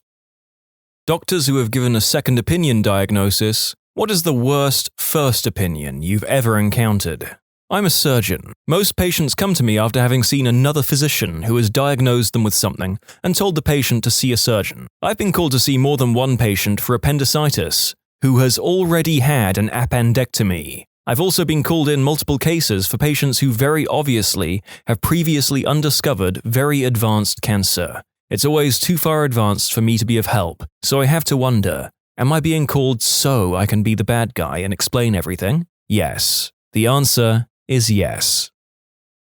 This is the opposite answer, but the best request for a second opinion came from a CVS Minute Clinic. Young, healthy law student goes to Minute Clinic. Has the flu, this was a few years ago, no Rona, feels awful. They check him out. Yup, he has a fever. Aches, sore throat, it's the flu. Flu swab positive. His clinic vitals were notable for a heart rate of 140. A bit high, but not crazy high. Reassuring numbers are under 100. The guy otherwise walks into the CVS and is a healthy young guy. Would have been pretty easy to dismiss it. Anyway, the Minute Clinic says go to the ER, you need an EKG. So the guy follows orders. ER chief complaint is, I have the flu and CVS told me to come here. ER gets an EKG and he's in slow VT, which is a life-threatening arrhythmia that you have to be shocked out of. They take a look at his heart and it was giant and barely moving. He had an insane myocarditis. Dude ended up getting cannulated for ECMO within hours, cardiac bypass machines as life support. I can't say all Minute clinics are the same, but holy crap, that was a great save. I'm a gynecologist. The number of times I've seen patients pregnant and upset or happy because some other doctor told them they can't get pregnant, so they didn't use birth control, is appalling. Usually, it's family med. Not ragging on all FM docs, just how it goes. I then have to explain that even if the patient has whatever condition that makes it unlikely for them to get pregnant, the odds are almost never 0%. Maybe less than 1%, but still not a 0, so of course it can happen. Well, when I first started feeling sick on the October of one year at college, I had a non-productive cough, night sweats and trouble sleeping, and I lost some weight. The school nurse gave me Claritin. All of those symptoms got worse, plus I was incredibly fatigued, my lymph nodes swelled up, and I had pretty bad backaches. My GP took a chest x-ray and prescribed antibiotics for pneumonia. At this point, I had almost failed out of school because I was only managing an hour or two of sleep per night. It took until spring break for me to go see a pulmonary specialist. He could instantly tell that it wasn't pneumonia. I had stage 4B Hodgkin's lymphoma. My first PET scan showed cancerous cells and lymph nodes in all 4 quadrants of my body. At this rate, I had lost about a third of my body weight. The cough, weight loss, and back pain were my swollen lymph nodes pressing on my lungs, stomach, and my back. They gave me my first round of chemo, and I felt genuinely incredible. I felt like such crap that an IV mix of carefully measured toxins was an improvement. I went home and ate a whole pizza. Chemo got crappier, but it worked, so I guess I can't complain too much. I'm a lawyer, but had a client given a devastating diagnosis of an extremely rare heart condition. Doctor told him he had 6 weeks to live. He contacted me to make his will and set his affairs in order. Thankfully, he sought a second opinion with an extremely well-known cardiologist. I guess the cardiologist was intrigued due to the rare nature of the heart condition. There was nothing wrong with him. He was fine. This poor guy and his family were tortured over this, so devastated and terrified, for nothing. He actually called me to tell all of this. He seemed to still be in a joyous, "I'm not going to die" stage, but I imagine anger comes at some point when you take stock of what you went through. I don't know how a doctor flips up that massively, or if somehow my client's results were mixed up with someone else's, and some poor fellow's number is almost up and they don't even know it. Patient. When I was in college, I went to the doctor because I was peeing razors. It progressed pretty rapidly, and by the end of the week, I couldn't walk or sleep. The doctor asked me about my romantic life, and I told him the truth that my girlfriend and I had only been with each other and together for many years. He sort of scoffed at that and told me it was likely chlamydia. He had a long condescending speech about safe, fun times with me and then sent me home.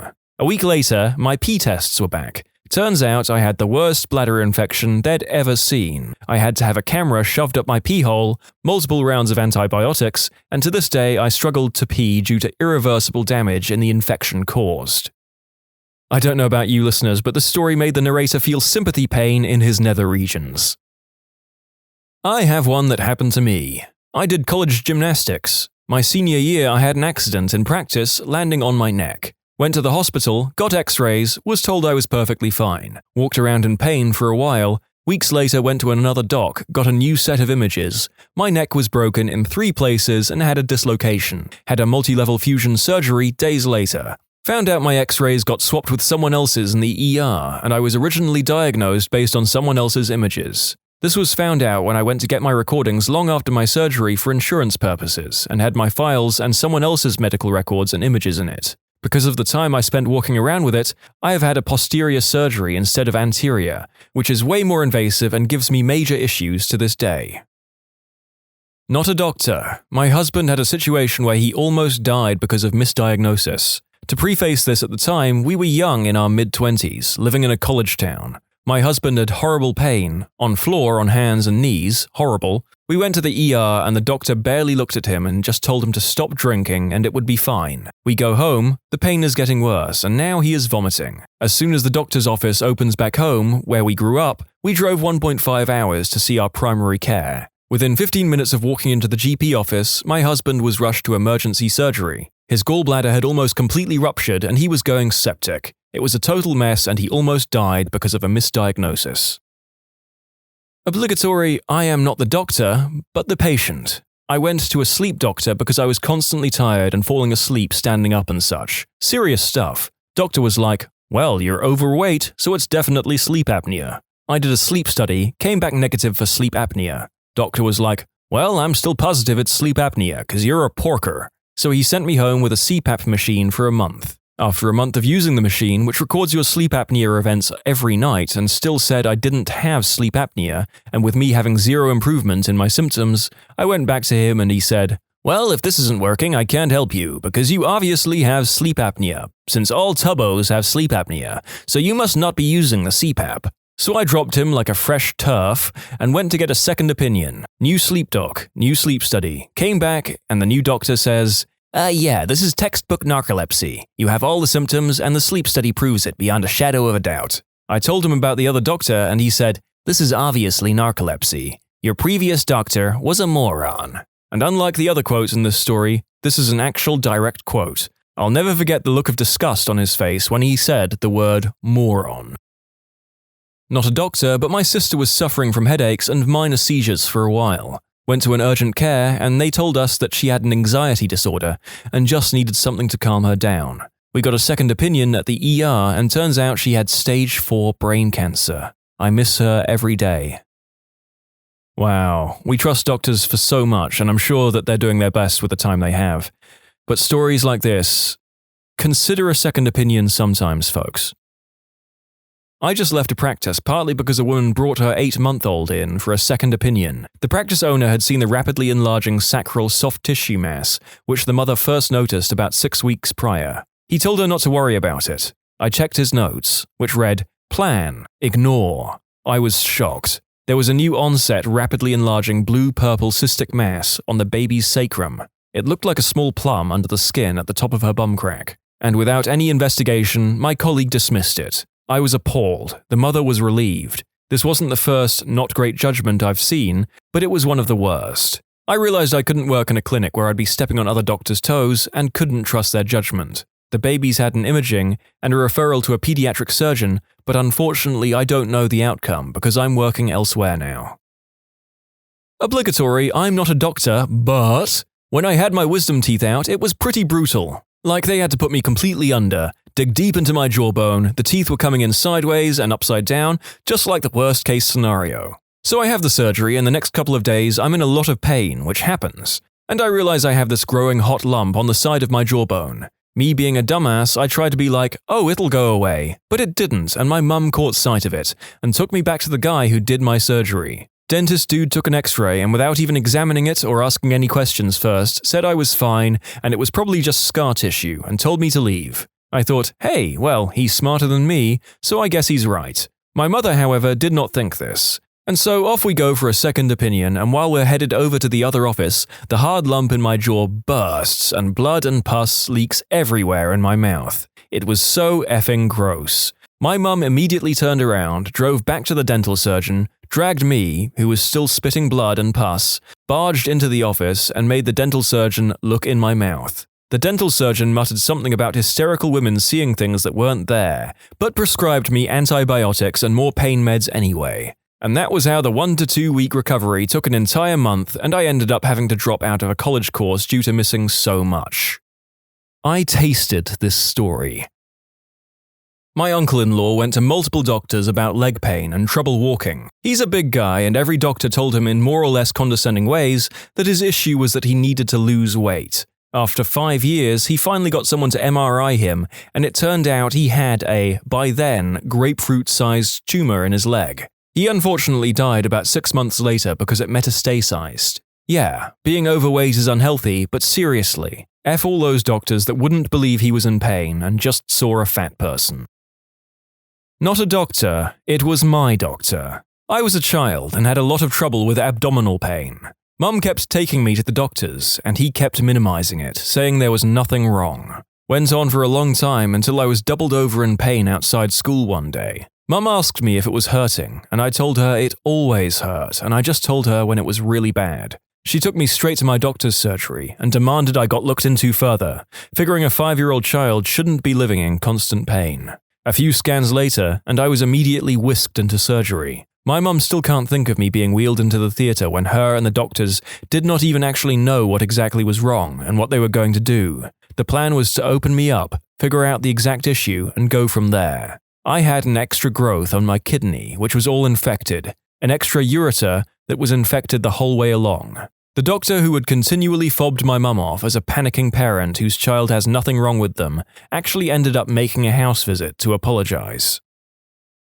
I went to the ER for some crazy stomach pain, and the doc there said it was because my thyroid was super inflamed. The thing is, I don't have a thyroid. I was born without one, and I take meds every day because of this. I tell her this, and she says, "No, that can't be true. Your thyroid is enormous," and sent me to do an ultrasound. Lo and behold, it's not there. She refused to believe this and asked my primary doctor to explain my seemingly crazy anatomy. He goes, "Yeah, he doesn't have a thyroid." Turns out what she thought she saw was actually my Adam's apple, which I guess is sorta big.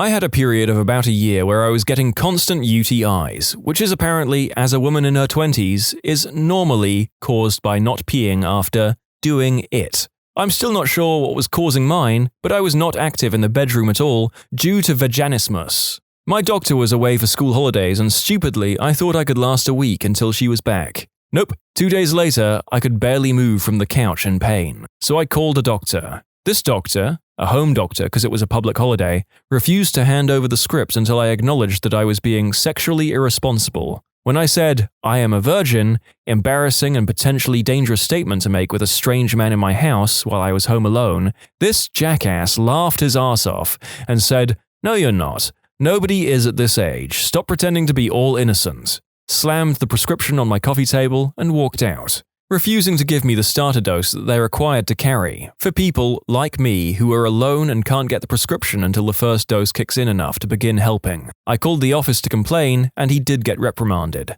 But holy heck was I embarrassed.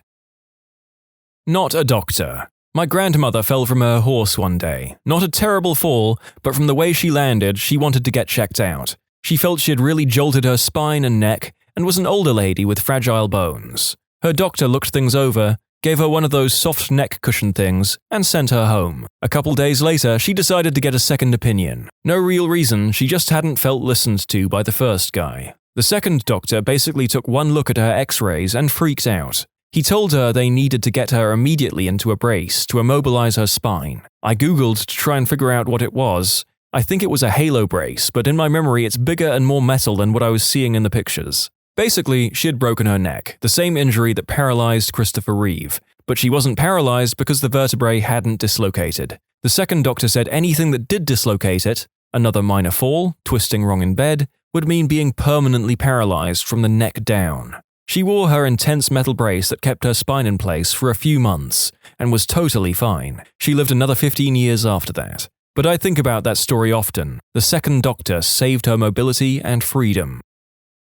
Not a doctor, but I second opinioned the doctor I had for 2 years in high school. He diagnosed me, gave me the medical certificates and drugs for pleurisy, twice, glandular fever, shingles, tonsillitis, despite no tonsils, and malaria. 5 different diseases within 2 years for an otherwise healthy 16-year-old girl. My teachers would read these medical certificates and go, 2 weeks off for malaria? Just after you recovered from your bout of glandular fever too? Very unfortunate. Clearly not buying a word of it. It was ridiculous. I specifically remember with the shingles one telling him that I have psoriasis, I've had for years, and I think it just popped up randomly on my ribs. He said, "No, it's shingles, and it's quite rare for a young person like yourself to contract it." But he gave me 2 weeks off, so I didn't try to fight it too hard. Dude clearly just found a medical license on the street and claimed it as his own.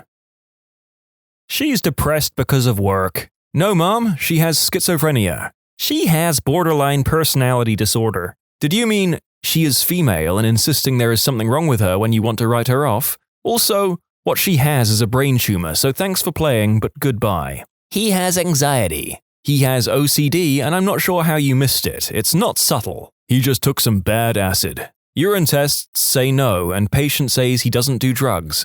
And I get he's a teenager, but unless he took acid 4 months ago, while never being alone in the house because of lockdown, and it's only affecting him now by pixie magic, I guess, then I think what he has is psychosis, and I would like to admit him, please and thank you. Also, an infinite array of prisoners diagnosed as officers as making it up, when the answer was serious mental illness, but there's a reason I got the flip out of that job. I get the feeling that this is a prison care worker of some sort, they didn't mention it in the post. Nurse here. I cared for a woman who had been diagnosed with broken vertebrae. She was in a lot of pain, couldn't get her pain under control, and her blood pressure was very low. She'd lose consciousness and be very difficult to wake. I also couldn't get her doctor to answer the phone middle of the night. Something just felt off about the whole situation. He finally answered and demanded that we Narcan her, insisting we'd overdosed her on narcotics, following his orders.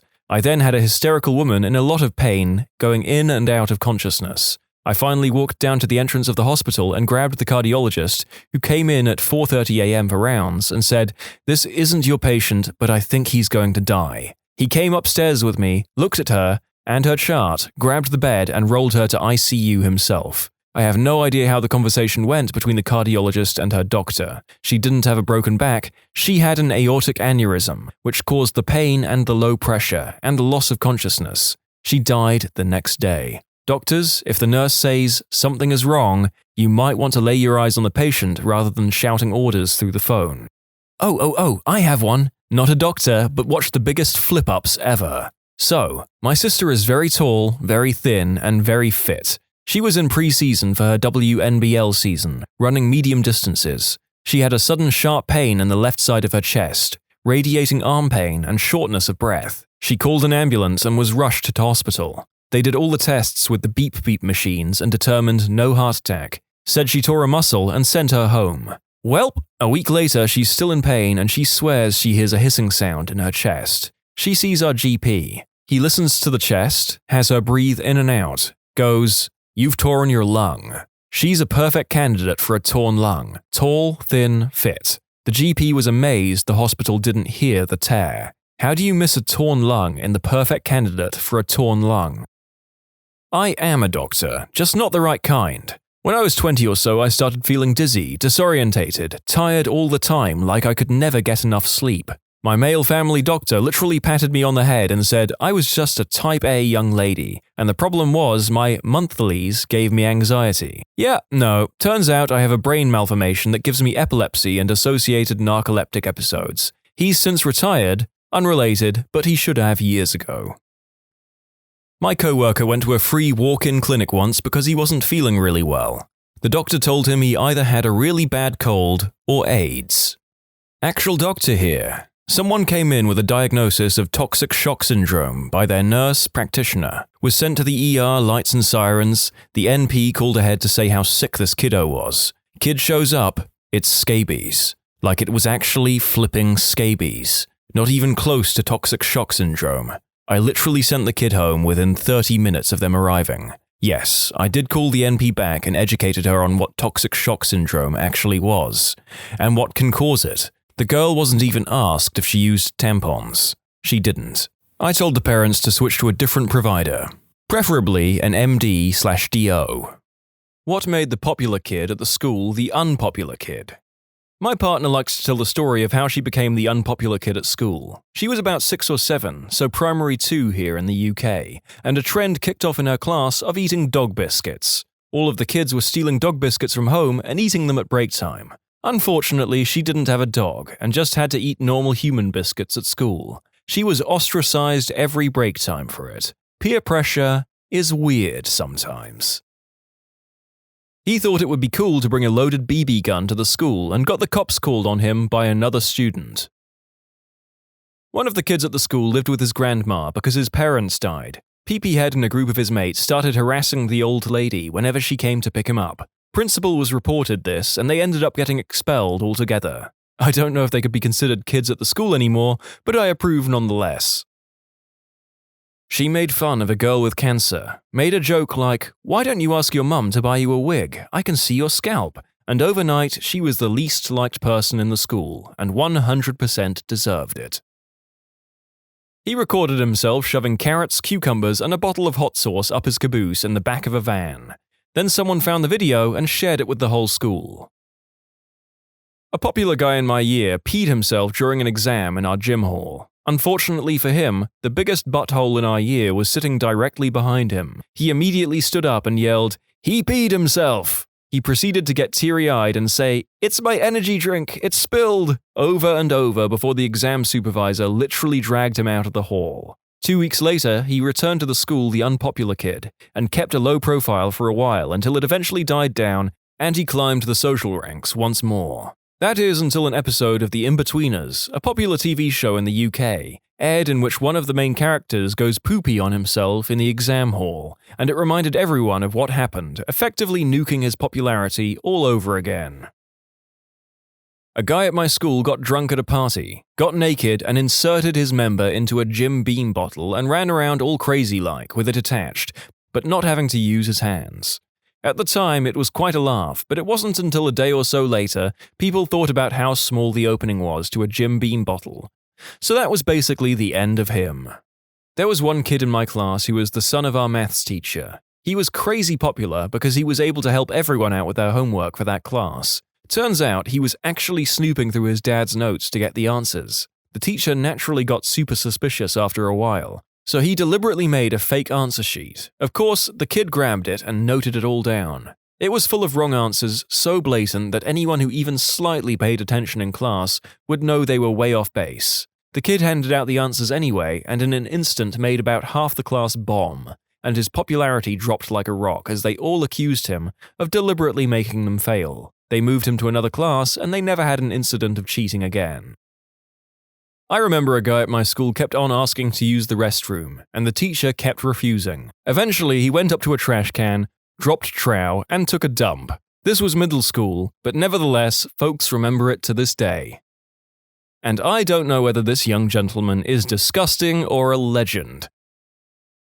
In elementary school, so popularity was already sort of a nebulous concept, but one boy got pantsed at recess and was found to be wearing diapers. Pretty sure he was incontinent, which has got to be a rough flipping road for a little kid, especially since he didn't seem to have any other noticeable disabilities. Oh wow, this blew up. If I remember, I'll add in the whole little saga of this incident when I get off work. At least the stuff I can remember. So this was in the late 90s, maybe 98 or 99. We were in 2nd grade? This kid, we'll just call him Timmy, was pretty well liked. He was a nice kid, got along with everyone pretty well. For whatever reason, the boys of my class were comparing undies on the playground like, "Oh, I got Scooby-Doo," or "I got spaceships," or whatever. Why? Couldn't tell you. Little kids are flipping weird. So, Timmy was the holdout of the group, wouldn't tug down his pants to show what prints he had. He got accused of having girly underwear, and one thing led to another, culminating in a couple of boys grabbing him and pulling down his pants.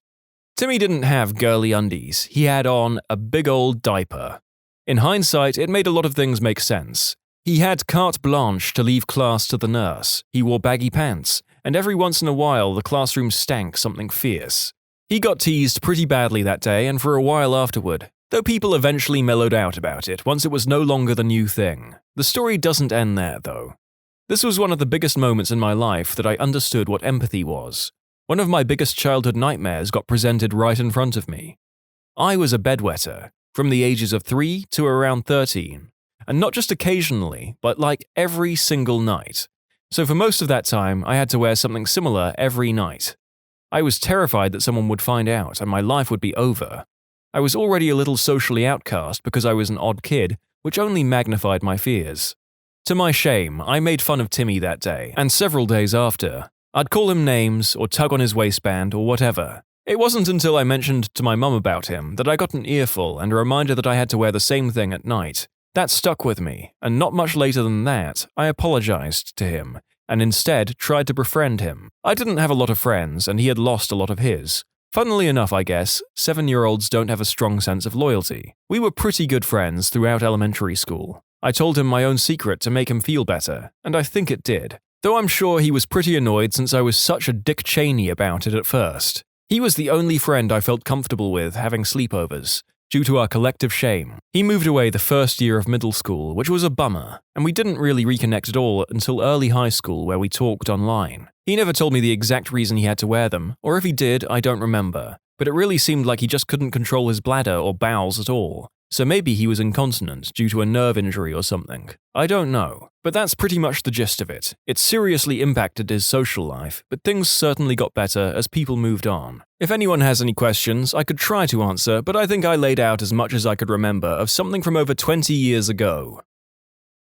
Having a set of keys given to him by the school, WTF, I know, because he was one of the really popular kids then, using those keys to break into the school and stealing 30,000 Australian dollar dues of woodworking and metalworking tools. To be fair, the school got what was coming by giving keys to a student.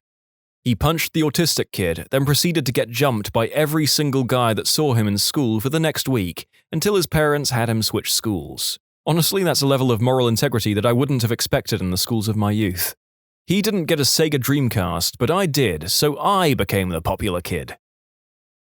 I was relatively popular. I was in JV basketball, marching band, mathletes, and track, and pretty much made friends with everyone, until my best friend at the time claimed I pushed her down the stairs and caused her to have surgery on both legs. Thing is, I was at my grandmother's funeral in another state for the entire week she claimed it happened. While the teachers kept us apart and understood my side, none of the others really believed me, except the anime club. They believed me. Go weebs. Only the anime club believes in top 10 anime betrayals in real life. When he was caught taking upskirt photos of girls in school and sending them to his friends, his popularity went from hero to zero in a split second. I think between 9th and 10th grade, he was found alone in his car behind the local arcade, beating off. He was called Thumper from that day forward. No idea what happened after graduation, but he has to have some bad memories of those years. When she made fun of me in front of everyone for wearing a yellow shirt to school. It was just a plain yellow shirt and she somehow found a way to mock the color. It was so unnecessary and made her look like someone who was just rude for no reason. Everyone quickly realized that she thought people were automatically on her side because she was somewhat rich, and she just became a joke after that. The unspeakable act. He was at graduation party that I had the misfortune to attend, and his ex, who was also there, was asleep on the couch. He took her upstairs to get her away from all the noise. 5 minutes later, we hear a scream and a, "Get off me!" She comes running downstairs, frantically pulling up her pants, and runs out. She told us what happened after a few days. The guy heard and tried to break into her house. He's in prison for assault and battery. He gave her a black eye while he was upstairs. The unspeakable act, and breaking and entering. She's in therapy, and we are housemates now in college because she goes out with the girl I'm sharing the house with. He apparently did the deed with his dog. Even if it didn't happen, this pretty much flipped his social standing. I went to an all-girls school and there was an all-boys school about 5 minutes walk away. When I was in my final year, the school vice captain of the boys' school was dating one of our grade leaders. Both being 17 and not very smart, she eventually got pregnant. She dropped out and pretty much everyone who knew him at our school hated him. Prior to that, he was very well liked. I thought it was a bit ridiculous, honestly. Pretty sure it takes two to tango. He wore a t-shirt that said, "If you go to Brown University, you're a chump." Unfortunately, many people in the school had plans to go to Brown University, and they shunned him. Whoops, my mistake. The t-shirt wasn't what made him unpopular. It's because he was convicted of statutory, unspeakable act. The guy at my table would play the "no one likes me, I'm the center of attention now" card, as in he would fake sadness for attention, redirecting conversation, and drawing the energy from a room. Like the kid who won't be friends with you anymore because you wore the same color shirt. He was quite wealthy too, and would rub it in your face. Here's the thing. These people exist at all ages of life, so you have that to look forward to. There was a girl who was liked by everyone. Smart, happy to help anyone struggling in class, and was generally a nice person. But her uncle scammed a lot of people in her community, including parents of kids that went to our school. She went from being well-liked to being bullied, till she dropped out of school. He got into legal trouble because he and his team embezzled/misused $250,000 from the student union. The university kicked him out, stopping paying the annual $2 million to the student union, withhold funds, although that was later overruled by the courts, and revoked the privileges granted to the student union. Earlier this year, they stated that they and students are no affiliation to the student union after 1 year of negotiations. His team was still running the student union because they were re-elected. They brought votes by offering pancakes, waffles, and donuts for those who vote for their party, and had street volunteers that would pressure students to vote for the party. The scandal was revealed by a student party called the Rhino Party back in December 2018. January and February, heads started rolling, and law and accounting firms started getting involved to figure out how much was spent. It was rumored the figure was anywhere from $100,000 to $900,000. Ontario provincial lawmakers passed the law in the summer of 2018. Starting fall 2019, I had the choice of whether I wanted to pay auxiliary fees to support the student newspaper, NGOs that operated in the school, support the student union, etc. That provincial law was recently overturned by the courts this year, so starting next fall, I am forced to pay fees associated with groups that I don't support. He went from being popular to being a school meme. There's actually a lot of bank statements available that showcase what they brought. There was a really pretty girl that was quite popular in my high school. She was a bit snobby to people and sort of rude. I recall one time she threw a textbook at my groin because I was leaning back in my desk and thought it was funny. I guess it kinda was, thinking back. She also liked to make fun of the fact that I was Mexican on more than one occasion. Anyways, she gained significant weight our junior/senior year in high school, and I guess a lot of the popular kids decided to disown her for it. I never actually heard anything, but I recall her sitting all alone at lunch one day. Not my best moment, but I walked by her, pointed, and plainly said, "You earned this." He did the deed with his friend's mum at a party. Let's call popular kid A and his friend B. B's mum was arrested, as she should have been, and B faced torment from basically everyone that knew what happened. Kid A continued to brag about his actions. Eventually, people gained sympathy for B, and Kid A lost his popularity real fast. The pastiest white girl at my school was recorded saying the N-word, trading a Charizard for a Rattata.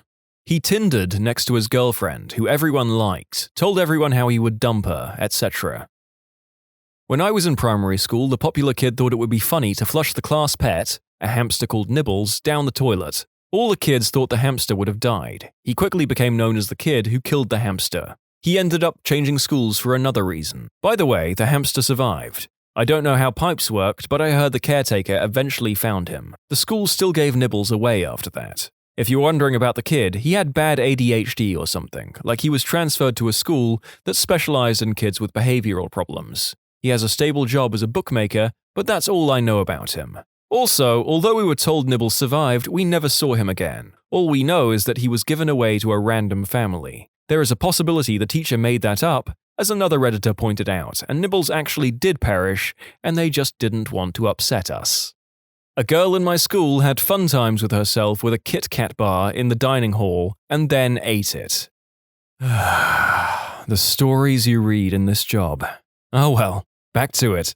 Not exactly popular, more like king of the buttholes, but he had a project in mind. Bully the newcomer to get some fresh fame for his butt apostles. The target, a Greek exchange student, nice guy but quite a meaty boy, 150 plus kilos, and a wrestler. I watched. No effing way I was getting caught in the middle of a flying fist tornado. And my regret as of today is the lack of camera smartphones back then. Bully C-word got his jaw broken and lost 5 frontal teeth, dislocated his shoulder, and got 3 fractured ribs. Legally speaking, he only defended himself and also played his defense on his weight, blaming the bully of making him lose his balance and by doing so, fell on him.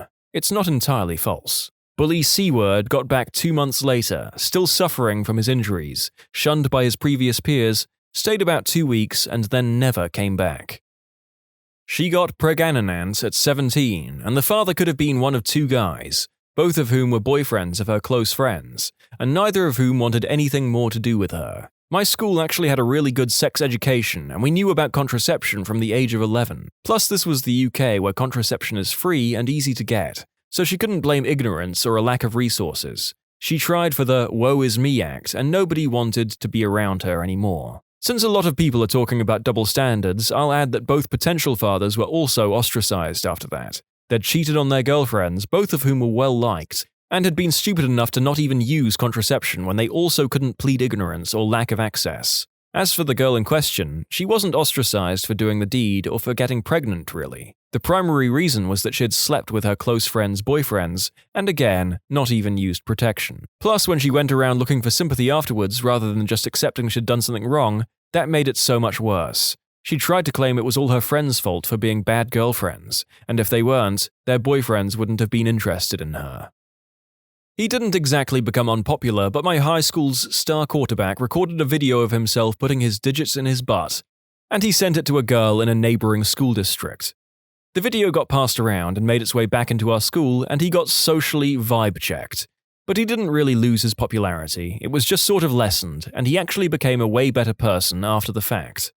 He still never learned that you can't throw bullets when playing indoor football in gym class against non-footballers, though.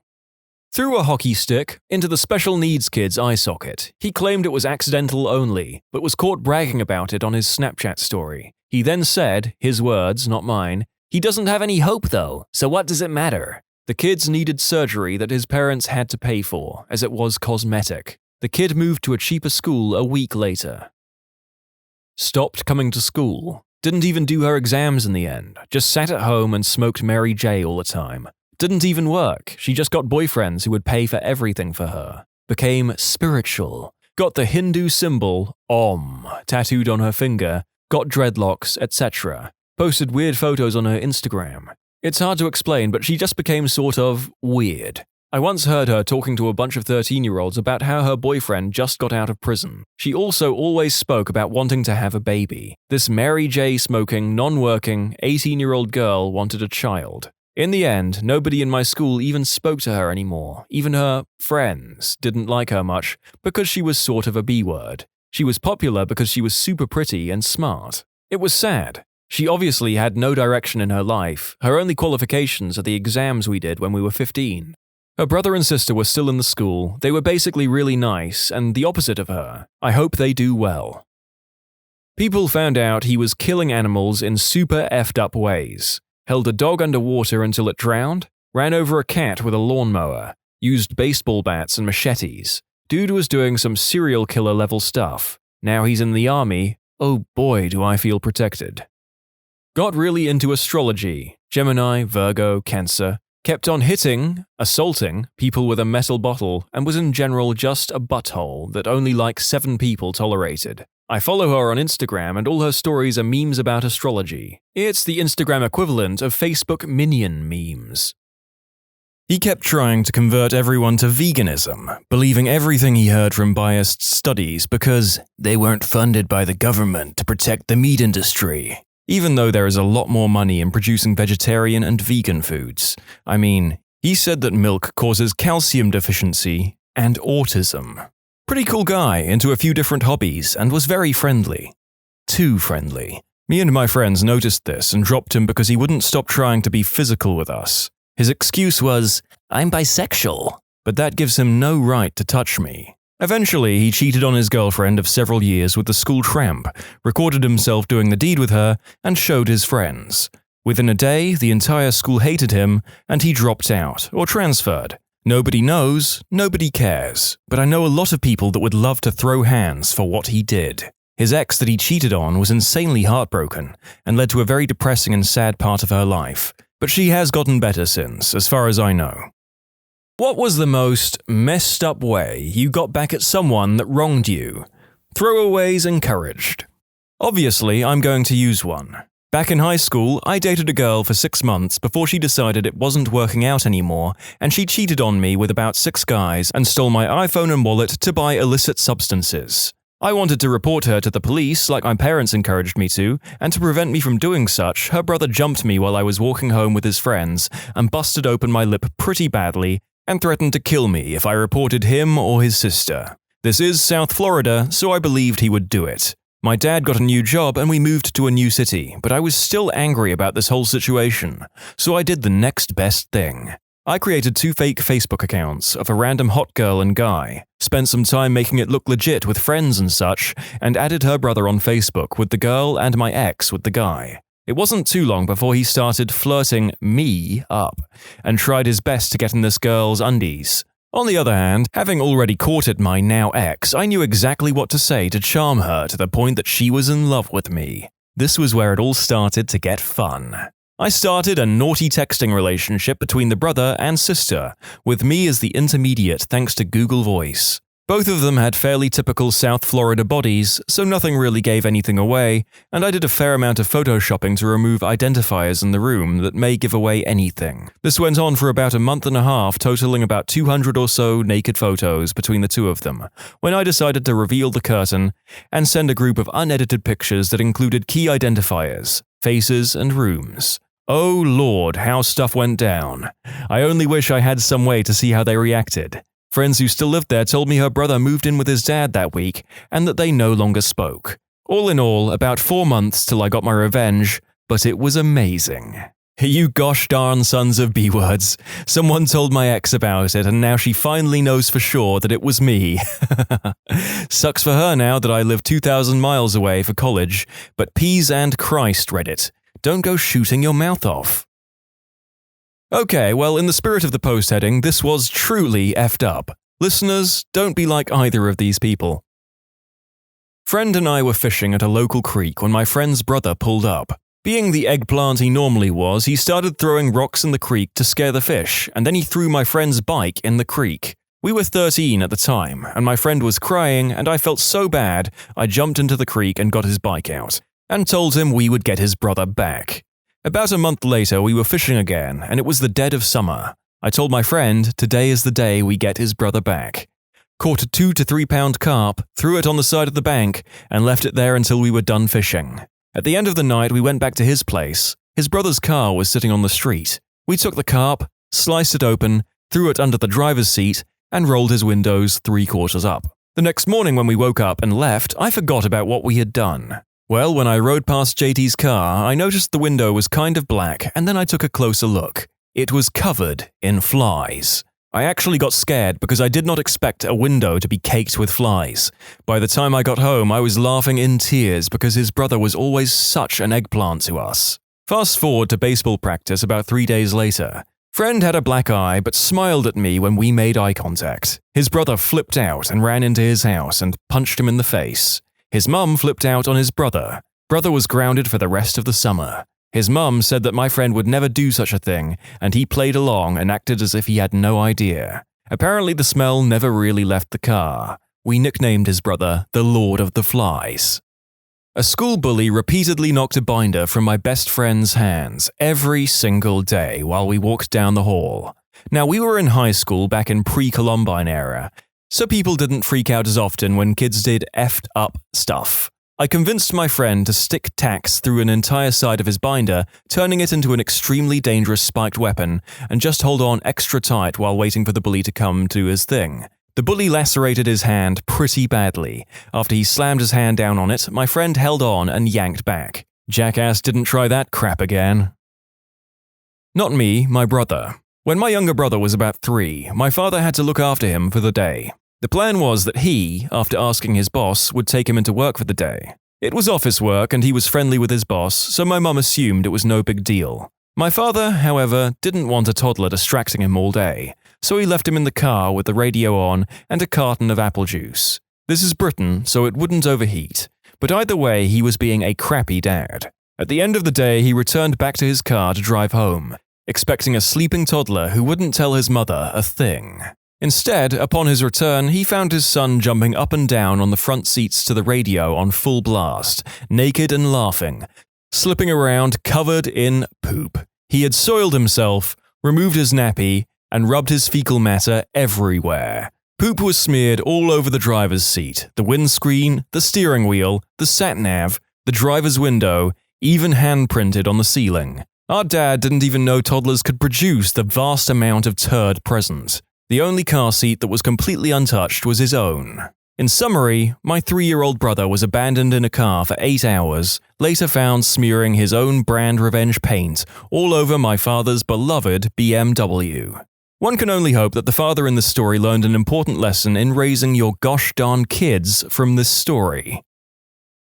One time when I worked in a small video store as an assistant manager, there was this one customer who was being a real a-hole, to the point where I got fed up with his crap and threw him out. He had been a butthole to every single other employee in the store, including our boss. He was just a mouthy, harassing jerk. It would take way too long to go into the details. Anyway, I saw him in a little strip mall nearby one time, and he was bragging to some guys about how he was cheating on his workers' compensation. Then he pulls out this wad of cash and waves it under their noses like a Japanese fan. I got all this effing money for free from lying about my injured hand. What an a-hole. Anyway, if you go into the blue pages of the phone book, you'll find this listing in all caps letters that says Workers' Compensation Fraud Hotline. And take a wild guess what video stores keep in their records. Full name, home address, and phone number.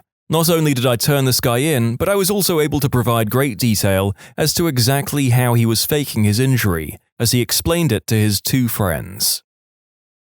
I moved around a lot as a kid. Dad in the army, parents divorced, not staying in one place made long-term friendships impossible. But my situation attracted bullies like flies. I moved to a new school. A bully picked up my scent instantly, tripping and shoving, making fun of my clothes. Nothing too terrible, but I was already unhappy, so I felt miserable anyway. One day at school, I asked to use the restroom. I passed said bully on my way into the bathroom. He actually didn't do anything to me this time. When I entered the restroom, someone was in the only stall, crapping on the floor. I walked out of the bathroom, disgusted, ready to tell on them. I was 7 at the time. I was ready to re-enter my classroom when an incredible yet devious idea came to me. I went straight to my bully's classroom and walked inside. Everyone looked at me, which normally would have given me enough hesitation to turn 180 and go back to class. But that day, I didn't so much as pause. I walked up to the teacher's desk, pointed at my tormentor, and boldly proclaimed that he had crapped on the bathroom floor. My teacher's reaction was better than I could have expected. She made him follow her into the restroom while he cried and slobbered out, "I didn't do it! He's lying!" over and over again. She grabbed a wad of paper towel, handed it to him, and we watched as he picked it up and put it into the commode. She thanked me for telling her and told me to go back to my classroom. This happened about 20 years ago. I still look back at this moment as a turning point in my life, like I became me then.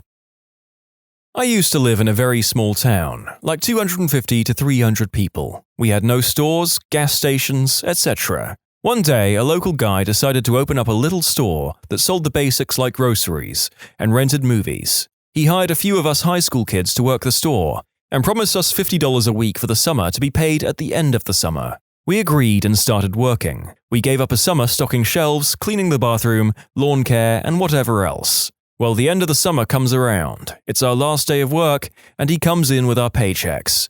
$50 for each of us for the whole summer. Needless to say, we weren't too happy, but his words were, "Well, what the F are you gonna do about it? Drop off the key at my house since you won't need it anymore." We came up with a plan to pay this D-bag back. Before locking up the store for the last time, we left a window unlocked. We dropped the key off at the house. Around midnight, we were back at the store, grabbed as much as we could, cigarettes, money from the register, candy, probably about 1,000 worth of stuff, locked the window, then left through the emergency exit that had no alarm. There were also no cameras of any kind. Next day, there were cops there. He accused us all of doing it, but had no proof. He ended up having to shut down the store a few months later because the town heard how he didn't pay us and stopped doing business there. I don't feel bad. The F word deserved it. Thanks for tripling my comment karma. Figures it's about a crime I committed 15 years ago. Should have used a throwaway.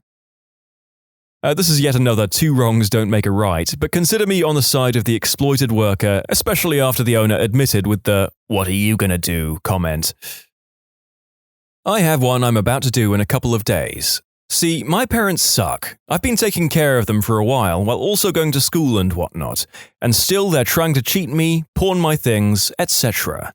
But I've become fed up with them. I'm out of town at the moment, but when I get back, the next time they ask me to walk 2 miles to get them a pack of cigarettes, I will walk outside, around the house, have a friend with a van come, bring my pre-packed stuff out of the basement entrance, leave and stay at my friend's house for a few days until my train ticket is planned for, then move 2,000 miles across the country and live with another friend who just got me a job, rendering them worthless pillheads waiting for a pack of Pall Mall Menthol 100s for the rest of their sad lives.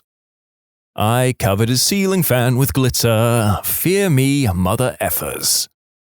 From another post. When I was 7 or 8, I did a science project on the antibacterial efficacy of various soaps. Basically involved keeping hands dirty for a day, pressing grubby thumbs into petri dishes full of agar, then washing and doing the same thing again. I'd take tracings of the cultures. Bigger colonies were bad, smaller ones good. This ended up winning the county science fair for my grade in a large metropolitan area, so that was nice. But before that, after I'd finished the experiments but before I'd discarded the dishes, I got into a dispute with my parents. Don't remember what about. I thought, I'll show them. So I took the nastiest culture and swabbed it onto their bedroom doorknob.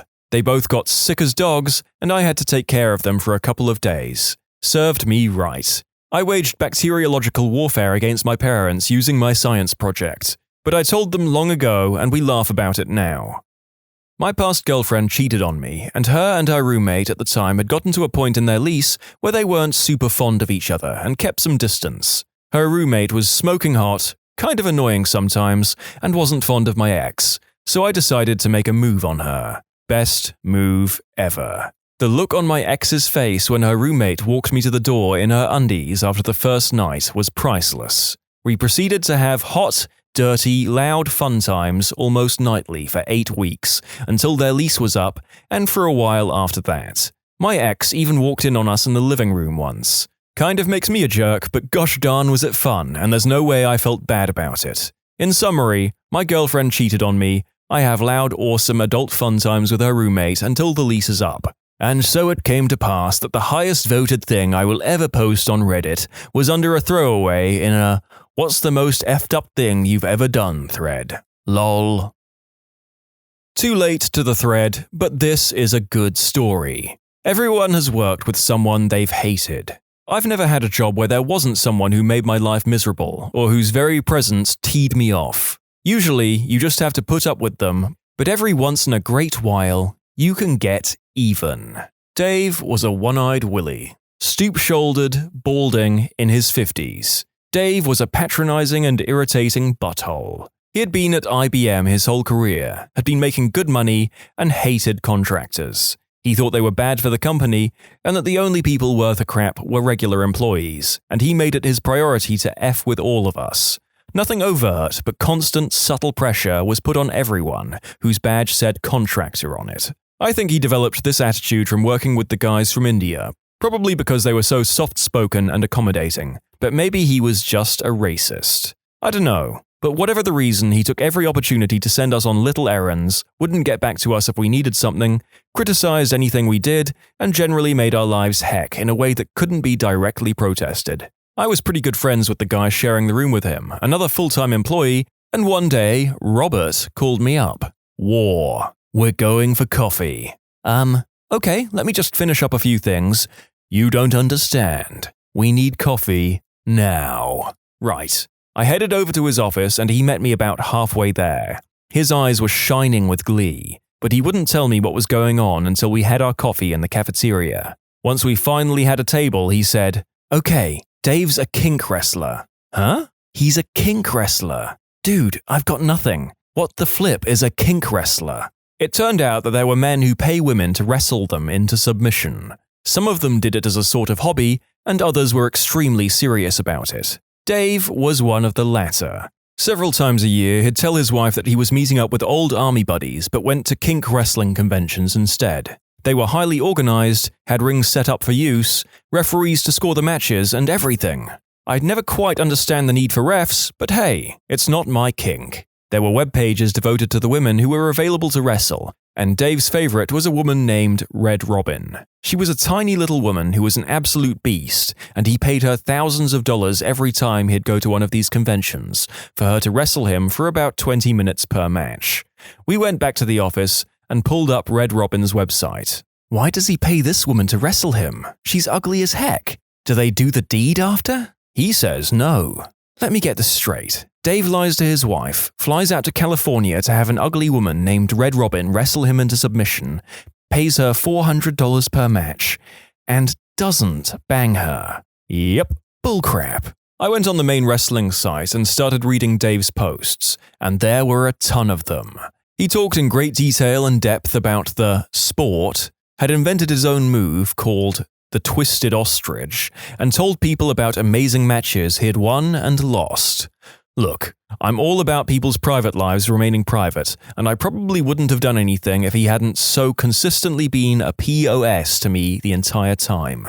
But he had, so game on.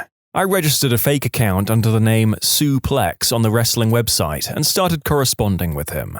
I started by asking him some technical questions about the Twisted Ostrich, but it wasn't long until he started asking me personal questions. As time went by, I fleshed out the character, so within about a month, he had become quite good friends with Miss Plex. I told him I was a late 20s, single lawyer living in DC. My marriage had ended because my husband just didn't understand my interest in such a harmless sport. It was so nice to talk to someone like him who really understood me. It was unbelievably satisfying. Every time he'd send me on some stupid errand, I'd think of how he was confessing his private life to the character I'd created. Oh, and he lied his ass off. He dropped a good 10 years and his wife somehow. Finally, he asked for a picture. Well, I'd already downloaded a whole set of a girl who looked about that age, and the photos didn't look professional. I started with a simple one, and he gushed about how hot I was. Over the next few weeks, I sent him more and more photos, each revealing more than the last, until the girl was fully nude, but didn't look posed. He started trying to be really sexy, and started talking about the best way to end a good wrestling match was by doing the deed. Hold the phones. He had told Robert that there wasn't any fun times at the matches. I probed a bit, and he finally admitted that he did the deed with the girls he wrestled. I effing knew it. They were ladies of the night working a special kind of crowd. It made more sense that he was spending $400 per match. I amped up the racy talk too, including wrestling into it. It was gold. He was hooked. His work slowed down, he became with suplex, and quite frankly, my work suffered as well, having to answer all his notes. Fortunately, he didn't notice because he was too busy sending off love letters. Now it was driving me nuts, because here was this creepy 50-ish guy who was still giving me a daily ration of crap, but was secretly having an online affair with the character I'd created. Robert and I had a ton of fun effing with the poor guy, but one day he called me up again. War, coffee, now. At the cafeteria, he told me that Dave had another army reunion coming up, and we should see if we could get him to come to DC to meet Sue instead. Genius. I sent Dave an email and said we should get together sometime. Boom. In a flash, he responded that he had been thinking the same thing and had some time off in a few weeks. Would I be interested in him coming to visit? Yes. Yes, I would. As Sue, I arranged to meet him in DC at a local hotel. As the day approached, Dave became more and more excited and effed with us less and less. He still tried, but the conviction and heat wasn't there anymore. Robert and I were going nuts, having to act like nothing was going on while Dave prattled on about how happy he was to hook up with his old army buddies, what a fun trip it would be, how he was hoping he didn't get pinned down by the snow, etc. I guess he thought he was being clever, but since we already knew the entire story, it just came across as pathetic. He left early on a Friday to catch his flight, smiling like a champ. Tuesday morning, he showed up looking like his best friend had died. We asked him what was wrong, and he tried to play it off like he was just tired from his long weekend. But as soon as he could, he sent Sue a message asking what the heck had happened, and why hadn't she showed up. We waited to respond until after lunch. He was a basket case. Finally, we fired back a furious message that we'd called his house on Friday just to leave him a message, and some woman answered. We said we'd pretended to give her a survey, and we knew about his wife and 4 kids. So he had been lying to us all along. Basically, we went bat-crap crazy on him. We told him if he ever tried to contact us again, we'd tell his wife everything. We waited for him to get the email, watched him surreptitiously read it, and then we watched him have a meltdown. He started sweating like crazy, called his wife to check on her, and finally left early. He was never the same after that. He pretty much stopped messing with the contractors and kept to himself. We never sent him any more emails, and he never sent any to Sue. My contract ended not too long after that, and that was the last I heard of him. Couldn't have happened to a nicer guy. Motorsag Manon gave me Reddit gold for this story. Thanks, man. What's the dumbest thing you've ever witnessed someone get offended by? I had a lady very offended because I would not let her hold my few days old baby. This was a complete stranger at the grocery store. On my whiteboard at work, I'd written the slogan, "No matter what happens, someone will find a way to take it too seriously." After about a week, someone from HR came by and asked me to remove it because they had received a complaint. The irony was worth it. A lady started yelling at the cashier and tried to jump over the counter for checking the $100 bill she paid with.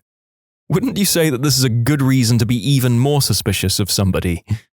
Years ago, a woman came into my work and brought a black stove. The guys take the box up there to her and she flips the F out because the box said Negro on it. Everyone tried explaining to her that it was the Spanish word for black, but she left there saying we were all racists. Politicians in the UK wanted to ban the term brainstorm because it could offend people with epilepsy.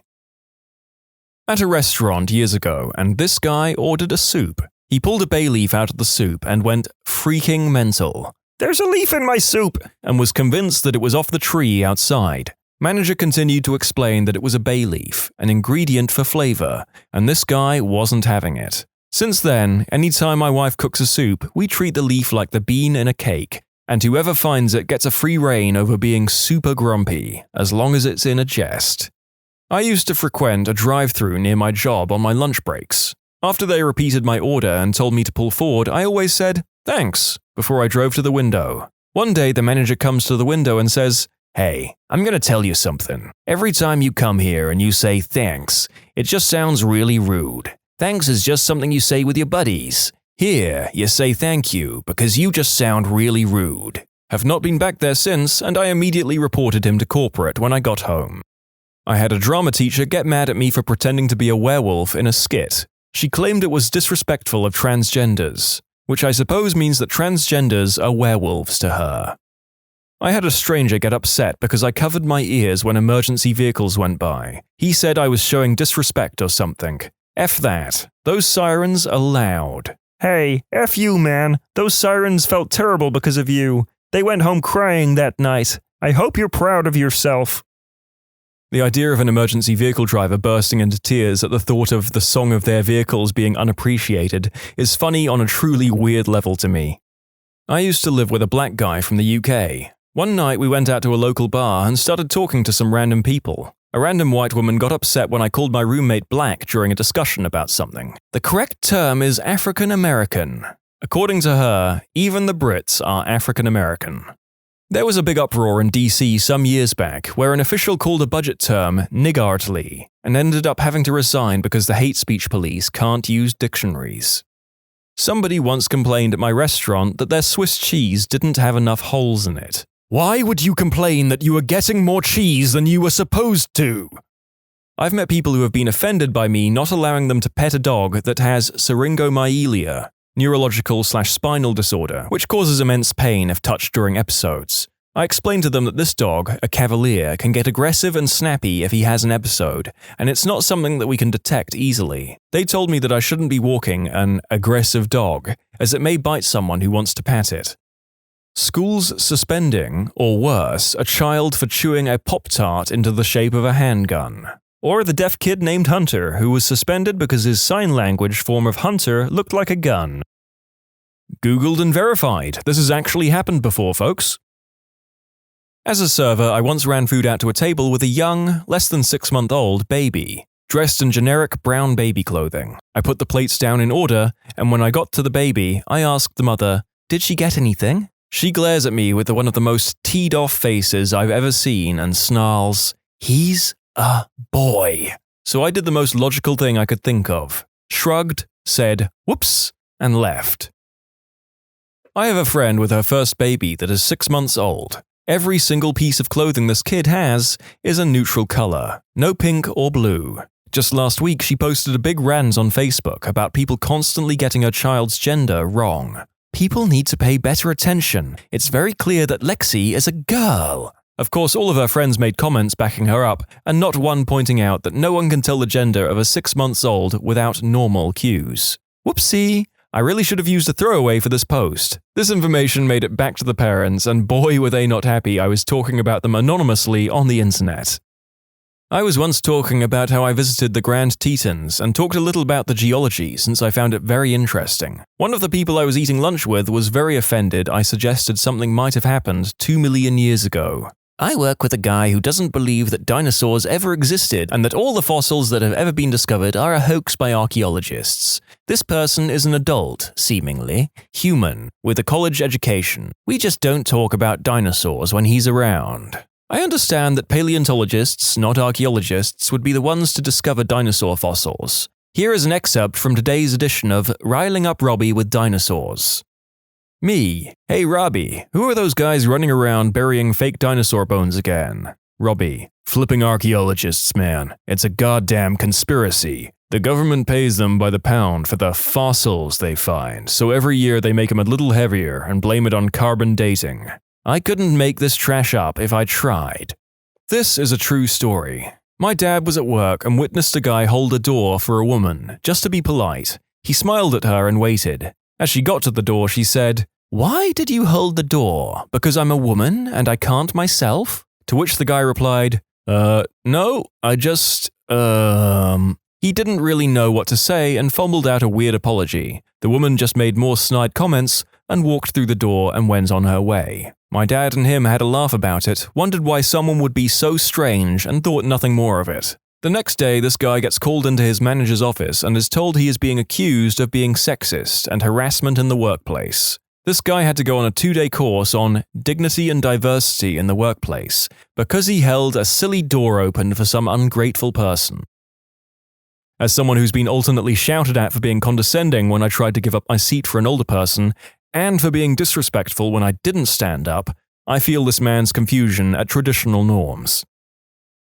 I guess I offended someone at my work because I insulted their intelligence. I run audio at conferences, and the presenter kept turning away from his microphone. In the middle of his presentation, he asks me what's wrong with the mic. I tell him, there's nothing wrong with it, just be sure you speak into it. Then he got on me afterwards, saying, don't tell me how to do my job.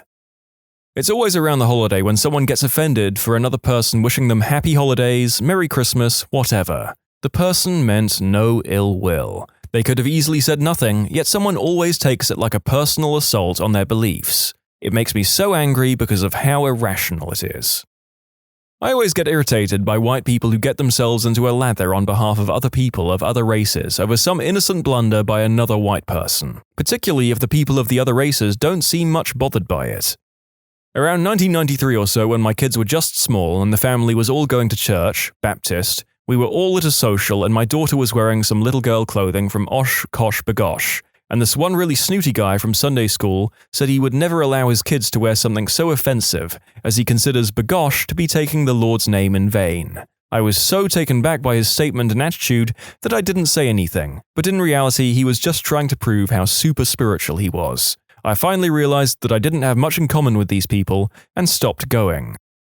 I had a similar one over Christmas with my dad, and a real stretch of the imagination. He was horribly offended by the Happy Honda Days commercial, not because they're idiotic, but because, and I'm trying to quote here, holidays clearly means Christmas, and it's a foreign car. That's really offensive. I think I responded something like, so Christmas is the only holiday, it's distinctly an American holiday, despite the fact that Jesus predated this country by 776 years, therefore a car that's built in Ohio and Alabama can't put their name in the word holiday. I may have added that he's going around looking for things to be offended by, he could probably do better, but it deteriorated from there. Christmas with the family. Brazil got so offended by the Simpsons episode about the country that the Ministry of Culture tried to censor it. You know, it's a good episode of something when an entire country gets butthurt over it. I believe there was a similar, if lesser outrage around the episode with Australia, i.e. one of the funniest episodes. I worked at an AOL call center the day after the 2004 Super Bowl. You know, the one where Janet Jackson's breast made its appearance, and because AOL sponsored the halftime show, thousands of people called in to either cancel their accounts and, I crap you not, called to say that they would never sign up for AOL because of that breast. People would bafflingly wait up to 3 hours in the call queue just to say that even though they didn't have AOL, that exposed bit of chest cemented their resolve to never sign up. It was one of the worst days to ever work there. Worse than September 11th. It was that day that I realized how foolish and petty people can be about one single African-American breast.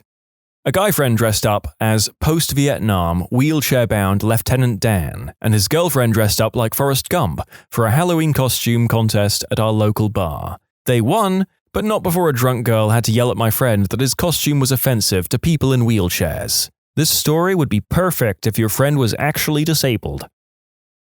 Eating at a locally owned, family-run, authentic Vietnamese restaurant. A roommate's boyfriend, who I've posted about several times, he is basically the epitome of white male, Tumblr, SJW, accused me of culturally appropriating their food and forcing them to cater to me because I am white. When I pointed out that as a kid my neighborhood had suddenly had a large influx of Vietnamese immigrants and I knew the family personally and have been going to their restaurant for years, even bringing every guest/couch surfer to the place, he tells me, "They don't make the restaurant for white people. Stop smothering them with your privilege." This guy went from a broke-as-F Vietnamese immigrant to having an insanely popular restaurant. People drive from the other side of the city, 45 minutes, to eat there. And 13 years after opening, there is always a wait no matter what time or day you go. And was able to pay for his 3 children's college tuition. I think he likes the universal popularity. Visiting New York while studying English in Boston for the summer in 2003. I was sitting in a bar with other Spanish classmates as we were planning what to see and where to go in the city. We are speaking Spanish between us, but with a Castilian accent and speaking really fast. A guy in an expensive suit stops at our table after paying his takeout meal and asks us very friendly, "Where are you from, guys?" We smile and say proudly, "Spain." His face suddenly changes to an angry expression. He flips us the bird and says, "Get out of my country, mother flippers," and then left. I'm Belgian and have a Dubliner accented English because I lived there. In New York, I was chatting with a lady while waiting for the underground. I was trying to get to a Yankee stadium. When this girl asks me if I'm Irish, I say, "No, I'm Belgian," and she throws a tantrum that she was Irish-American and I should not pretend to be someone else by copying an accent. Apparently, I had to speak with a Belgian accent so she wouldn't be confused. Also, I'm probably more Irish than she is. I have a friend who is allergic to gluten. If you ask her about it, she gets super offended. Naturally, we used to like to ask her what her diet has to consist of. We all used to eat dinner together and it would just come up in conversation from time to time. Everything seemed just fine. Then we found out from her roommate that she would come back super teed off that we asked her questions. We had no clue. We just wanted to know and were curious about how many things out there have gluten in them. Gosh, that girl is awful. When I was a cashier at Borders, I had one lady get offended because I called her by a man's name. The stupid thing was that she was picking up a book her husband had shipped to the store, and his name was on the order. Ooh, I have one. In college, I saw a guy from class on the bus. We started talking a bit. He starts to tell me about his big plans with Maria. Maria this and Maria that. I have no idea who Maria is, so I am thinking and thinking. Then I remember seeing him being friendly with someone in our class. So I said, "Oh, that girl in our class." And he looked at me with a dead-eye stare and said, "Maria is not that girl. She has a name, and her name is Maria." He was offended that I wasn't respecting her personhood enough because I called her that girl. He then stopped talking to me.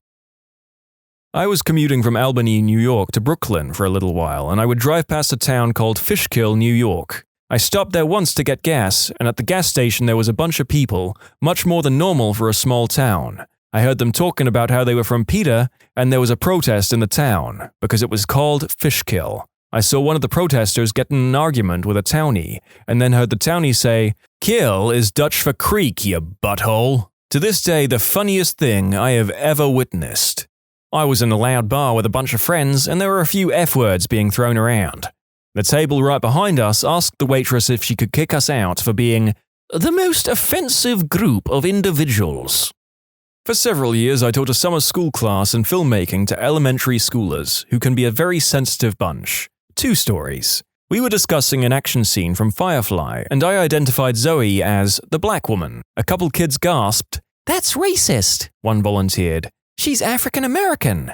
I told them that black was not a racist thing to call people, and that Zoe would not in fact be African American because she wasn't from America, she was from space. One of the kids had pitched a movie about the Civil War, and in the discussion the KKK came up. Not everyone had heard of them, so I described them as a club for mean, angry people. They hate people for being different, like they hate black people. One of the boys jumped out of his chair. "Mr. Lukebin said something racist." He was trembling with righteous indignation. "I didn't say I hate black people," I told him. "I said they hate black people. I'm not a member of the KKK." That didn't satisfy him, so I ended up having to go with, "Look, I'm Jewish. They hate me too." And that calmed him down. I was standing at a bus stop with another lady. She was yelling on her phone, and I was watching a movie on mine. We had both just missed the previous bus and had to wait another 25 minutes or so for the next one. Given her rather unstable condition, she was very upset at something. I tried to blend into my surroundings as to the best of my abilities. I didn't last too long. She said something rather outrageous along the lines of how her boyfriend cheated on her with someone. Being stunned, I lacked the restraint to not look at her. Unfortunately, we made eye contact, and that's where it all went downhill. For the next 20 minutes, she yelled at me, thinking that I was the hussy that corrupted him. She ended every sentence with white-hooded B-word, as I was wearing a white Eskimo-like jacket with the hood up. Apparently, she also thought that I grew up in a place called Red Deer, Alberta. I had to Google it afterwards, and that I had slept with hundreds of guys. FYI, I have only ever dated or done the deed with a single person, so you get just how stunned I was at these comments. I didn't say a single thing to her during this entire 20-minute episode, and only talked when I had to convince other bus patrons that I had never met this woman before. In summary, I'm a white-hooded B-word from Alberta who slept with every man in town. Forgot to mention I saw her again the other day. She didn't notice me, thankfully, but she had been ranting to some other poor soul about her experiences. Back in '99 or so, a small group of us made the pilgrimage to Memphis to spend the weekend eating ribs and touring Graceland. During a taxi ride from Beale back to our crappy motel, barreling down 240 at least 90 miles per hour, the taxi driver is completely turned around facing us in the back seat. He has sock puppets on both his hands, knees on the wheel. As we scream and white-knuckle everything we can hold on to, the sock puppet tells us racist jokes that are so horrible, even Reddit would be offended. He swerved from lane to lane and scared the crap out of all of us. It's a miracle we didn't die. The offense. Years later, I was the best man at the wedding of one of the fellow riders in that cab. In referencing all the exciting adventures we had had together, I alluded to the racist puppet show in my best man speech. A friend of the bride who was in an interracial marriage stood up, berated me for being a racist a-hole, took her gift back from the gift table, and left. Talk about a tense crowd for the rest of that speech. I was able to play it off and finish the last half of what I had to say. Everyone else thought it was a nice speech. To be clear, I didn't tell the story. I didn't repeat any of the jokes. All I did was list a series of unrelated, yet noteworthy events that occurred during my years of friendship with the groom. It was later explained to me that this girl loved playing the race card since she was a white girl married to a black guy. When the husband, who returned to the wedding with the gift about an hour later, explained to her that nothing racist was said, only that the word racist had been used as an adjective, she was too embarrassed to come back. All she heard was the word racist, and then her instincts kicked in. A couple of years ago in a middle school art class, I saw the teacher literally scream at a student just because she said, "Oh my God." She shrieked, "Don't you dare use the Lord's name in vain in my classroom." Then he got sent out of the room because he laughed at her overreaction. Got another one. Offended over me being single. Worked in an office, and all the girls were either married or in serious relationships. At the time, I was 20, nearing 21, and very much enjoying my single life. The stuff that would come out of these women's mouths when I mentioned going out with my friends or the dating scene was pretty appalling. I always wondered why they didn't dump their boyfriends or get a divorce if they were so flipping miserable being tied down. The discrimination was pretty ridiculous too. Can't tell you how many times I was denied having a day off over some other girl because, "You don't have a boyfriend/husband. What do you have to do that's so important?" My cousin and his friend were waiting in line at the movie theater to see Titanic back in college. They're joking around and say something like, "I wonder what happens at the end of the movie. Oh, I heard the boat sinks and everyone dies." The lady in front of them in line was furious and turned around and yelled at them for spoiling the end of the movie. What's the best movie theory ever? Skynet purposely lets humans survive because without them, it wouldn't have a purpose. There's enough nuclear weapons in the US arsenal to irradiate an entire planet, yet only relatively small amounts were launched by Skynet. After Judgment Day, Skynet could easily poison water supplies, raise every forest and farmland, and release biological and chemical weapons, making it impossible to survive. But they don't. I think the Terminator franchise is in a multiverse, and Skynet is aware of this. It keeps repeating the loop, thus optimizing itself and humanity in a sort of genetic algorithm. The ultimate goal is to create a unified, progressive humanity which is capable of accepting and integrating the machine intelligence, thus avoiding Judgment Day and elevating both groups as one. The tragedy of the series is humanity's relentless will to fight always results in its destruction, but a glimmer of hope remains, and after an infinite number of loops, the good ending must eventually occur. All of this stems from an iRobot premise where Skynet is acting to preserve humanity through misinterpreting its actions. Just to simplify this, it's Groundhog Day with killer robots, and John Connor is Bill Murray. I'm fond of the Back to the Future theory that Doc knew Marty died when Biff was about to run him down in his car at the end of the tunnel in the second movie. But there's no way he could have known to do that unless Marty got hit and died the first time, which prompted Doc to use the DeLorean to jump back to before that happened in order to use that knowledge to save him.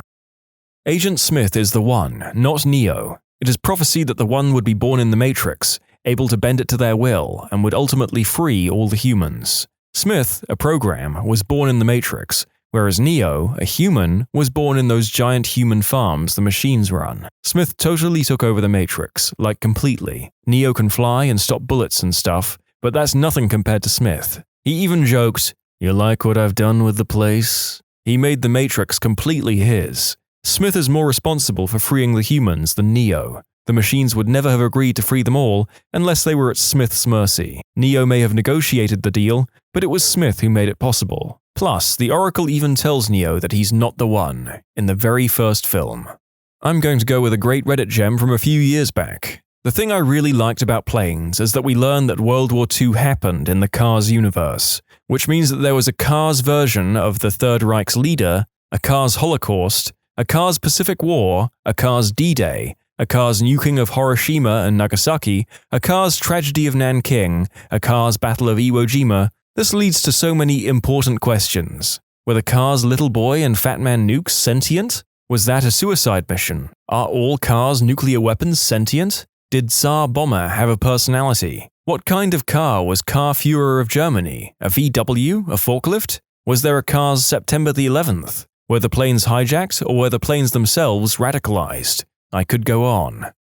This post blew my mind, swept up the pieces, hurled them into an incinerator, burned the ashes, and fertilized the garden with them.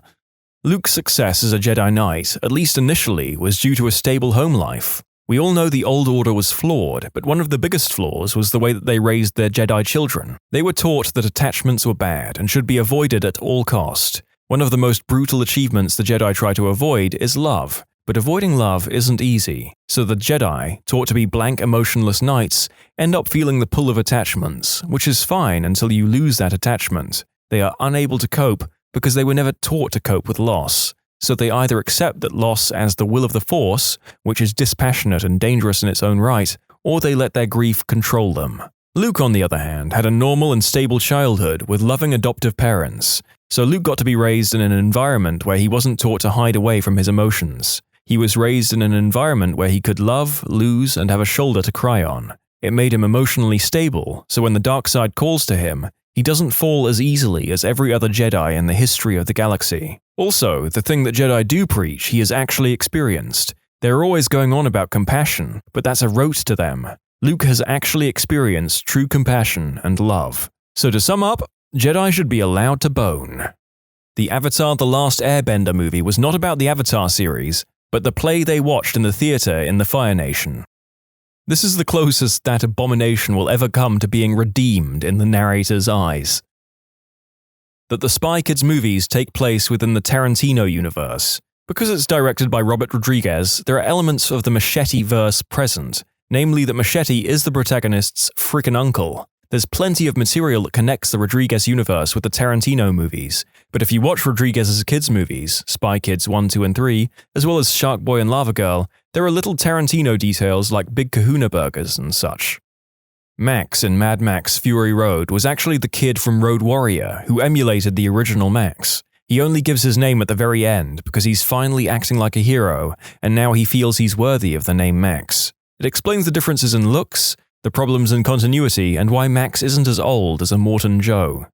That the monsters in Cloverfield were specifically targeting people who drank the energy drink that Rob worked for. At one point, Hud says, "It's almost like they were trying to carry me away." And earlier in the film, he mentioned that he drank a lot of the stuff. It is interesting that because the monsters were killing everybody upon sight, but they began dragging him away instead. Viral marketing campaign for the movie was deep, and though we learned that the energy drink company was also drilling the ocean floor, and likely using that stuff in drinks, so a giant monster coming out of the ocean and targeting people who've consumed these weird ocean floor ingredients isn't all that insane. Also, in the film, they show a satellite crash into the ocean, if you look closely. I think this is a trick to make casual viewers think it was just the satellite that woke the monster, and this is what most fans online believed when the film was popular. But I'm pretty certain it was that Japanese drilling/drink company. And even then, I'm sure there are way more details I don't remember. I guess this all counts as a theory because it was put together from fake MySpace profiles and websites, manipulating audio files and stuff like that. Not much audio was in the actual film. I definitely do think there was something to the fact that the monsters tried to carry Hud away instead of just killing him, and if I remember correctly, it was the main monster that finally snatched him up and ate him, rather than just ripping him apart or something. The Prestige is Christopher Nolan's sneaky way of revealing the secret of Christian Bale's life. How does he go from nearly dead to Batman to fat back to fit in just months? It's not through diet and exercise. He has a skinny twin hidden away. When a role calls for a skinny Christian Bale, his brother fills in. They each share one life. How does Leo DiCaprio keep getting choice movie roles and date the hottest chicks? It's not just through talent and good looks, he's a real-life inceptioner.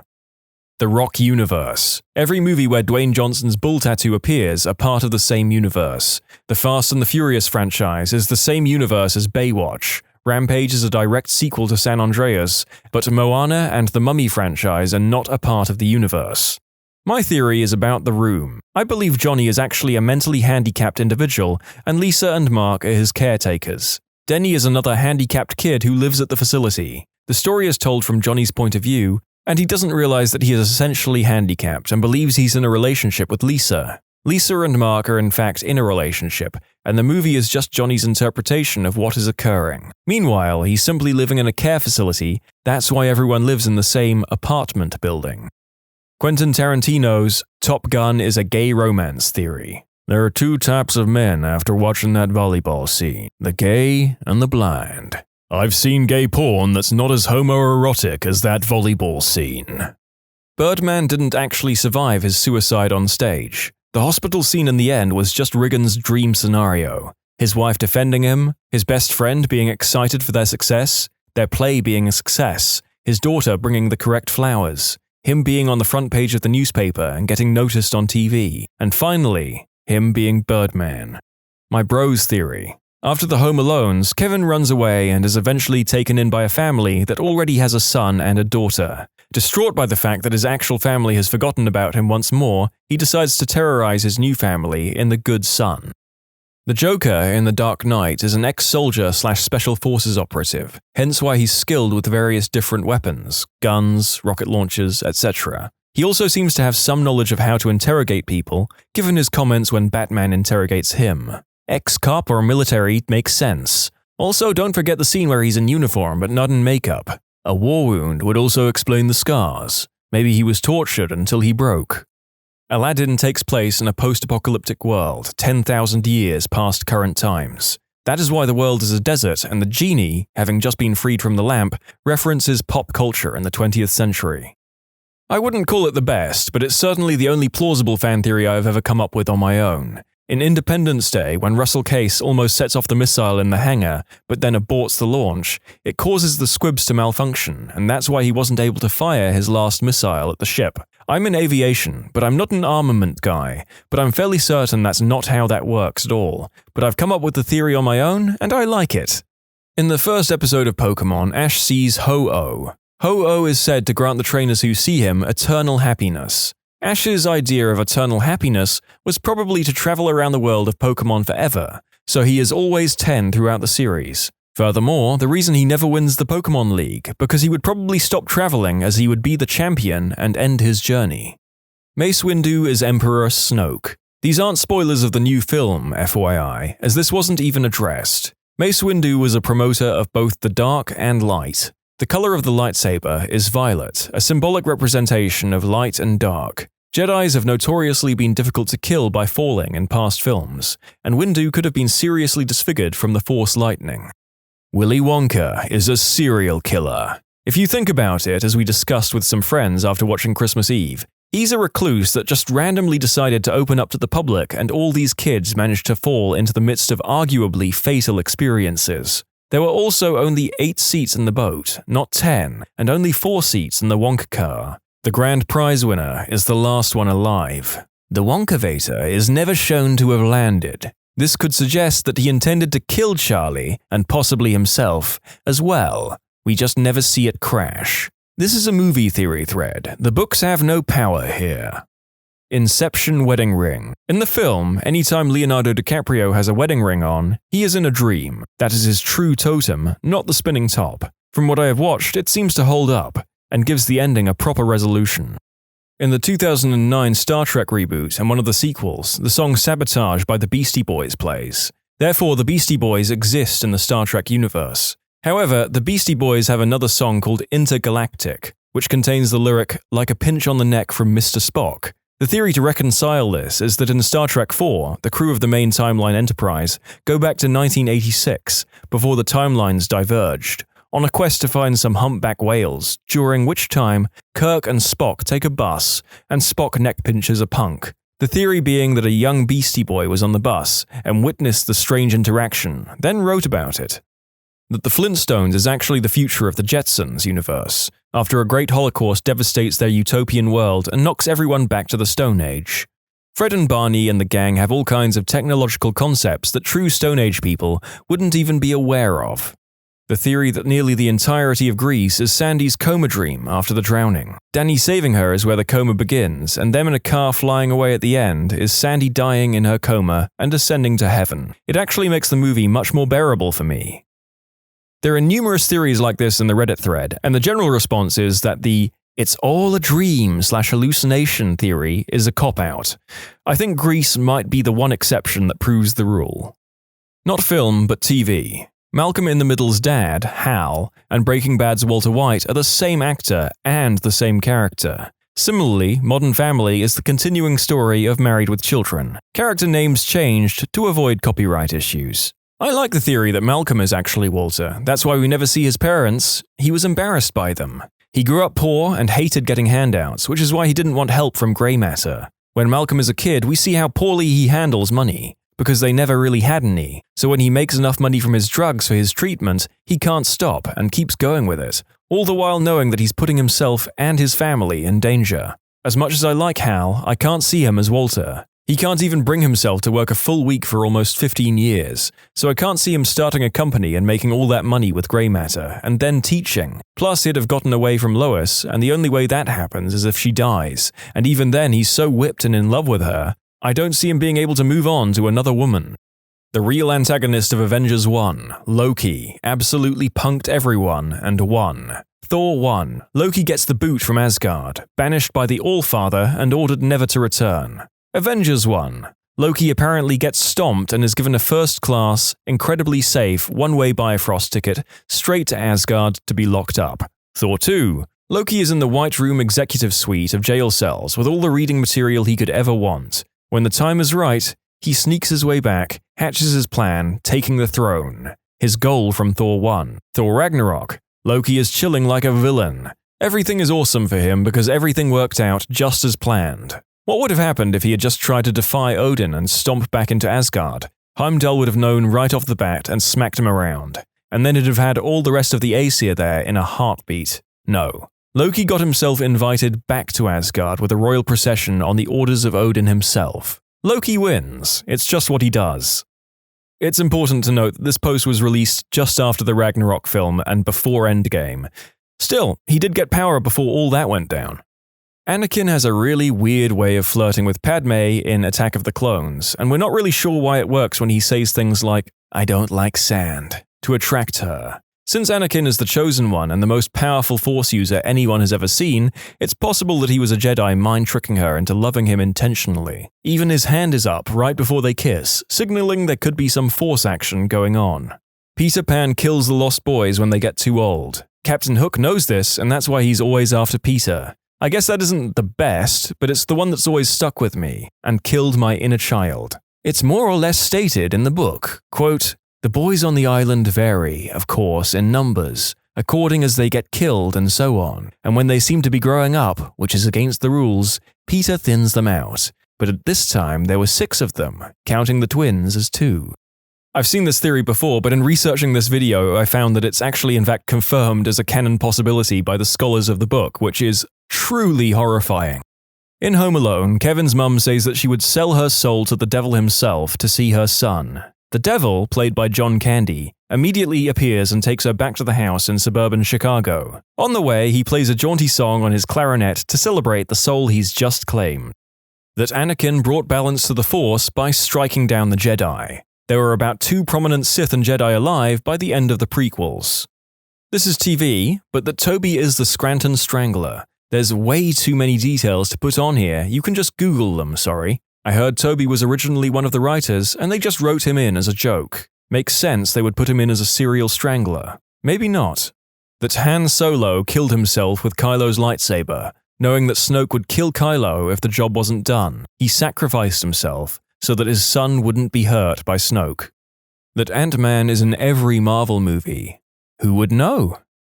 Pan's Labyrinth is in a parallel world version of Labyrinth, where a young girl must always choose whether or not to sacrifice her baby stepbrother to the mythical creature, while undergoing tests such as eating forbidden fruit, being chased through tunnels, and watching fairies get murdered. The cycle cannot be broken until she actually does it. Glinda was the real villain of The Wizard of Oz. Dorothy's house crushes the so-called Wicked Witch of the East, and her sister shows up to claim the shoes of her now deceased sister, possibly her last family member in Oz. Of course she's going to be grouchy, her sister just died. Yet Glinda has the gall to deny her sister's shoes and say, "They're probably really powerful, she wouldn't want them if they weren't," ignoring the fact that they rightfully belong to the Wicked Witch of the West since they were her sisters, and maybe she wants the clothing items that were just stolen from her still warm corpse. So Glinda sends a child off alone to find the wizard, who tells said child that she just needs to go murder the scary witch who is in a rage because her sister just died. In the end, Dorothy manages to defeat the Wicked Witch and bring the broom back to the fake wizard, who then accidentally leaves her behind. But it's okay, because Glinda reveals that the shoes could have taken her home all along with the reasoning that, "You wouldn't have believed me." Dorothy was just magically transported into a colorful world where a good witch flew in on a bubble and a bunch of short people sang a happy song about a woman dying. I think she would have believed Glinda if she told her that the shoes were magical at that point. My theory is that Glinda was playing a masterful game, using everyone else as pawns. As a result of her actions, the Wicked Witch of the West is dead and the Wizard of Oz is gone. This leaves a power vacuum that can be filled by Glinda, now the most powerful magical being in Oz. Why would she have forced Dorothy to go on a perilous journey if she was just trying to help? She clearly had sinister motives. Not a movie, but Rick from Rick and Morty is suicidal because he knows he's in a pointless TV show for our entertainment, and nothing he ever does matters. His catchphrase, "Wubba lubba dub dub," even means, "I'm in great pain," according to Bird Person. The never-ending story. The old man who first owns the book in the movie is dying, and that's why Fantasia is falling apart. Since the movie depends on the reader to continue the story, his health condition was reflected in the events that take place in the movie. As far as what condition that man may have, it could be anything. However, since the nothing seems to be erasing everything from existence, it's probably a brain issue. When Bastian starts reading the book, a young boy, Atreyu, is sent forth to save the land. And since Bastian is a new reader with no life-threatening ailment, technically, he is the savior, which is why Atreyu saw Bastian in the Mirror Gate after passing through the Gold Sphinx Gate to get to the Southern Oracle. I don't know if this is a known theory or common knowledge, but it occurred to me the last time I watched the film, and I had never thought of it before. It made sense to me. Angry Birds is a film about the effects of immigration. The pigs come in and steal away the birds' future, eggs, so the birds need to learn to man up and defend their borders. This is not intended to spark political debate. I don't care if you like immigration or not. That Rufus, Rowan Atkinson, in Love Actually is actually a god or Cupid. All of his actions in the movie serve to stop characters from compromising their relationships, or enables them to create relationships. When you subscribe, make sure to hit the bell to turn on notifications. Put the playlist on in the background to finish listening to all the stories, or if you want some vibey music to put on in the background, check out easymode. If you like Am I the Genius, give Am I the Jerk a shot. Everything linked in the description.